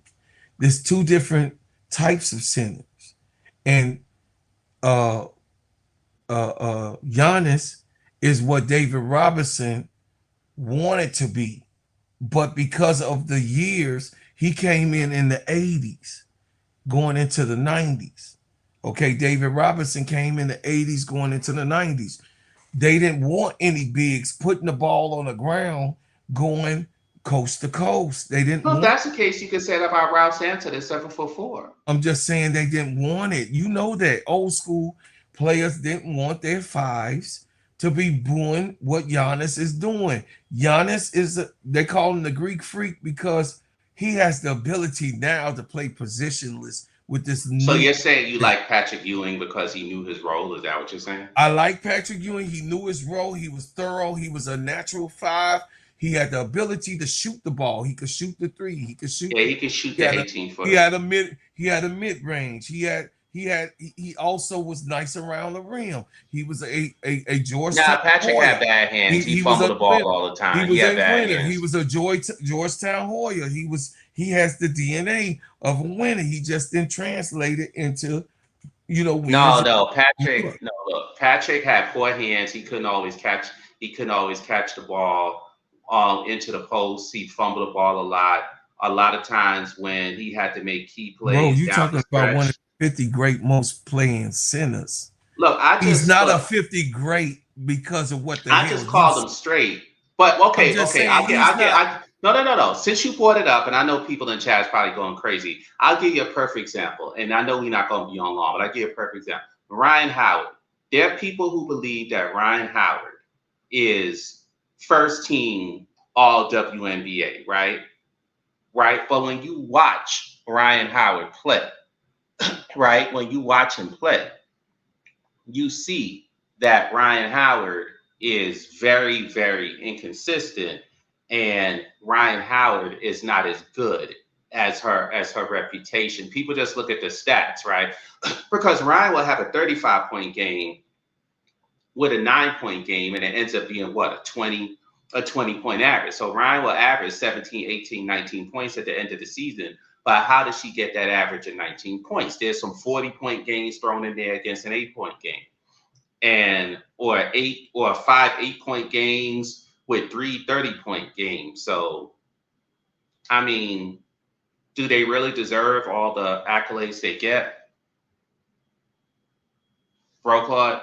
So I'm just saying Patrick had good stats, but Patrick wasn't always there for his team the way he should be. I remember that one with Charles. What's his last name? I forgot his name, but Charles Oakley. No, not Oakley. The other Charles, like 6'10", light skin. Forgot his name, but Patrick didn't show up, and I want to bash Charlie Ward. You talking about Charlie Ward? Not Charlie Ward. He played point guard. He used to be a Heisman Trophy winner. Charles, I forgot his light skin, like 6'10". He was power forward. Yeah. I know what you're talking about. But wait, hold on. Fact check. Casey Cool. Remember, Casey Cool, you got to understand that I'm a historian. MSL gonna tell you that I am a historian. David Robinson was drafted to the NBA in 1987, brother, to the San Antonio Spurs. He was the first overall pick, brother. His rookie debut was 1989 to 19.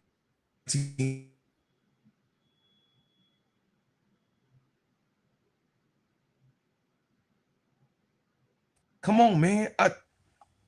MSL, tell him. He was in the Navy. I was in the military. I was in when David Robinson got out of the military, I joined the military. I know this stuff, Casey. I'm just trust me, man. He was drafted in 1987. He had to finish. He had to finish 2 more years. He had his responsibility he had to do his service for the Navy. Military. Yes. So he was drafted to be a traditional big, the way that they were supposed to be drafted in the 80s. I know exactly what I'm talking about, bro. I played this game. I lived it. I mean, I went to the military. I know all of these things. I mean, just like Sean Bradley had his service to Brigham Young when he came out. I think he had to come back 2 years later because he had to do his missionary thing. Right. Absolutely. Hold on a second, bro. And he was 7'6", Sean Bradley.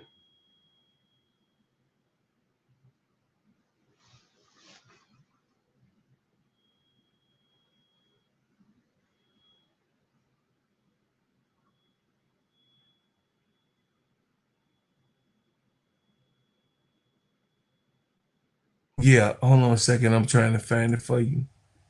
Last name Charles, played forward on New York Knicks with Patrick Ewing.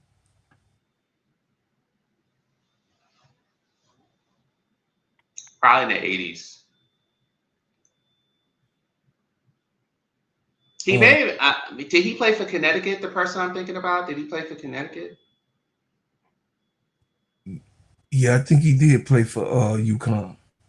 Yeah. I think so too. I know you talking about, though. I can't get it. I can't get the roster. Let me see. Hold on. 1989. He came in 1989. 1989 roster. What's his last name? Charles is his last name. No, this guy I'm thinking about, his first name was Charles. Oh, Charles Oakley is the only one that played. No, there was another one. And Charles. Unless I'm confusing his name. Charles Smith. Big light skin guy, right? Charles Smith. Yes, I got it. It's like 6'10", right? It came to me. Yes. Yeah, I forgot what the play was, but Ewing was involved with some play with him in the playoffs that was so bad. Or Charles Smith, like something happened with Ewing in that playoff series where you're just like, oh my God, this does not make Ewing look good. And Charles Smith. That was in 96. Probably, yeah. That was in 96. Charles Smith was involved. Because they both had conflict, and then they traded Charles Smith. I remember. Mm-hmm. Yeah, something like that. But it's too late. It's already 3 a.m. Yeah, we got 3:30. You're gonna get me in trouble.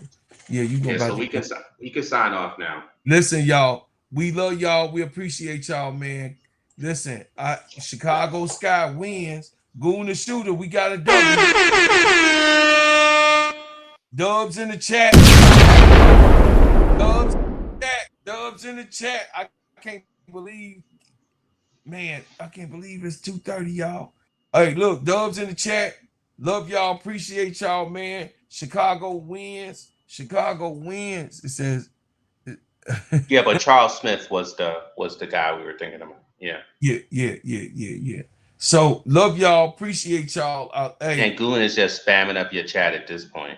Yes. Hey, Goon says Chicago Sky playoff bound, baby. Hey. He just like Sidney Taylor. That's all. Hey, he loves Chicago Sky. Period. Goon the shooter. One thing about Goon the shooter, he 10 toes down. No, Goon 10 toes down. He love his players. He love Dana Evans. He a Chicago. No, I ain't gonna let you do that. MSL. He Chicago. You just like anybody that likes Chicago, please. No, he been here. Goon been here. Goon been here. I ain't making it up. I know you been here, but I'm just saying Goon been here. Hey, y'all. Well, I'm gonna get out of here. Listen, turn on your notifications every time we drop a hot banger. Like, share, and subscribe. We got so much to talk about on Get It Off Your Chest. Hey, see me and MSL along with the boss tomorrow at 9:30. We gonna be live tomorrow, getting it cracking, y'all. Listen, y'all, I'm just telling y'all this. Hey, I thank you for what you've done. I thank you for what you do. And I thank you for what you will do. But as always, I leave as I came with another banger. Appreciate See y'all later. Dubs in the chat. Chicago.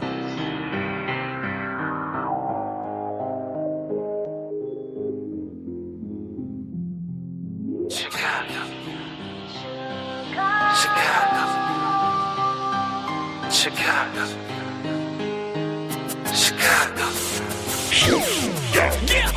Yeah, foreigner, welcome to my city. See the bright light, skyscrapers looking pretty. Perfect skyline, postcard from a city, and we still on the rise, more construction keeping busy. Always bear down on your blue in the windy. Can't forget the Bulls, red and black run the city. Chicago, fire in the sky, WMB. White Sox and the Cubs up in Wrigley. Got a couple rings like I played for the Blackhawks. Always on the ground.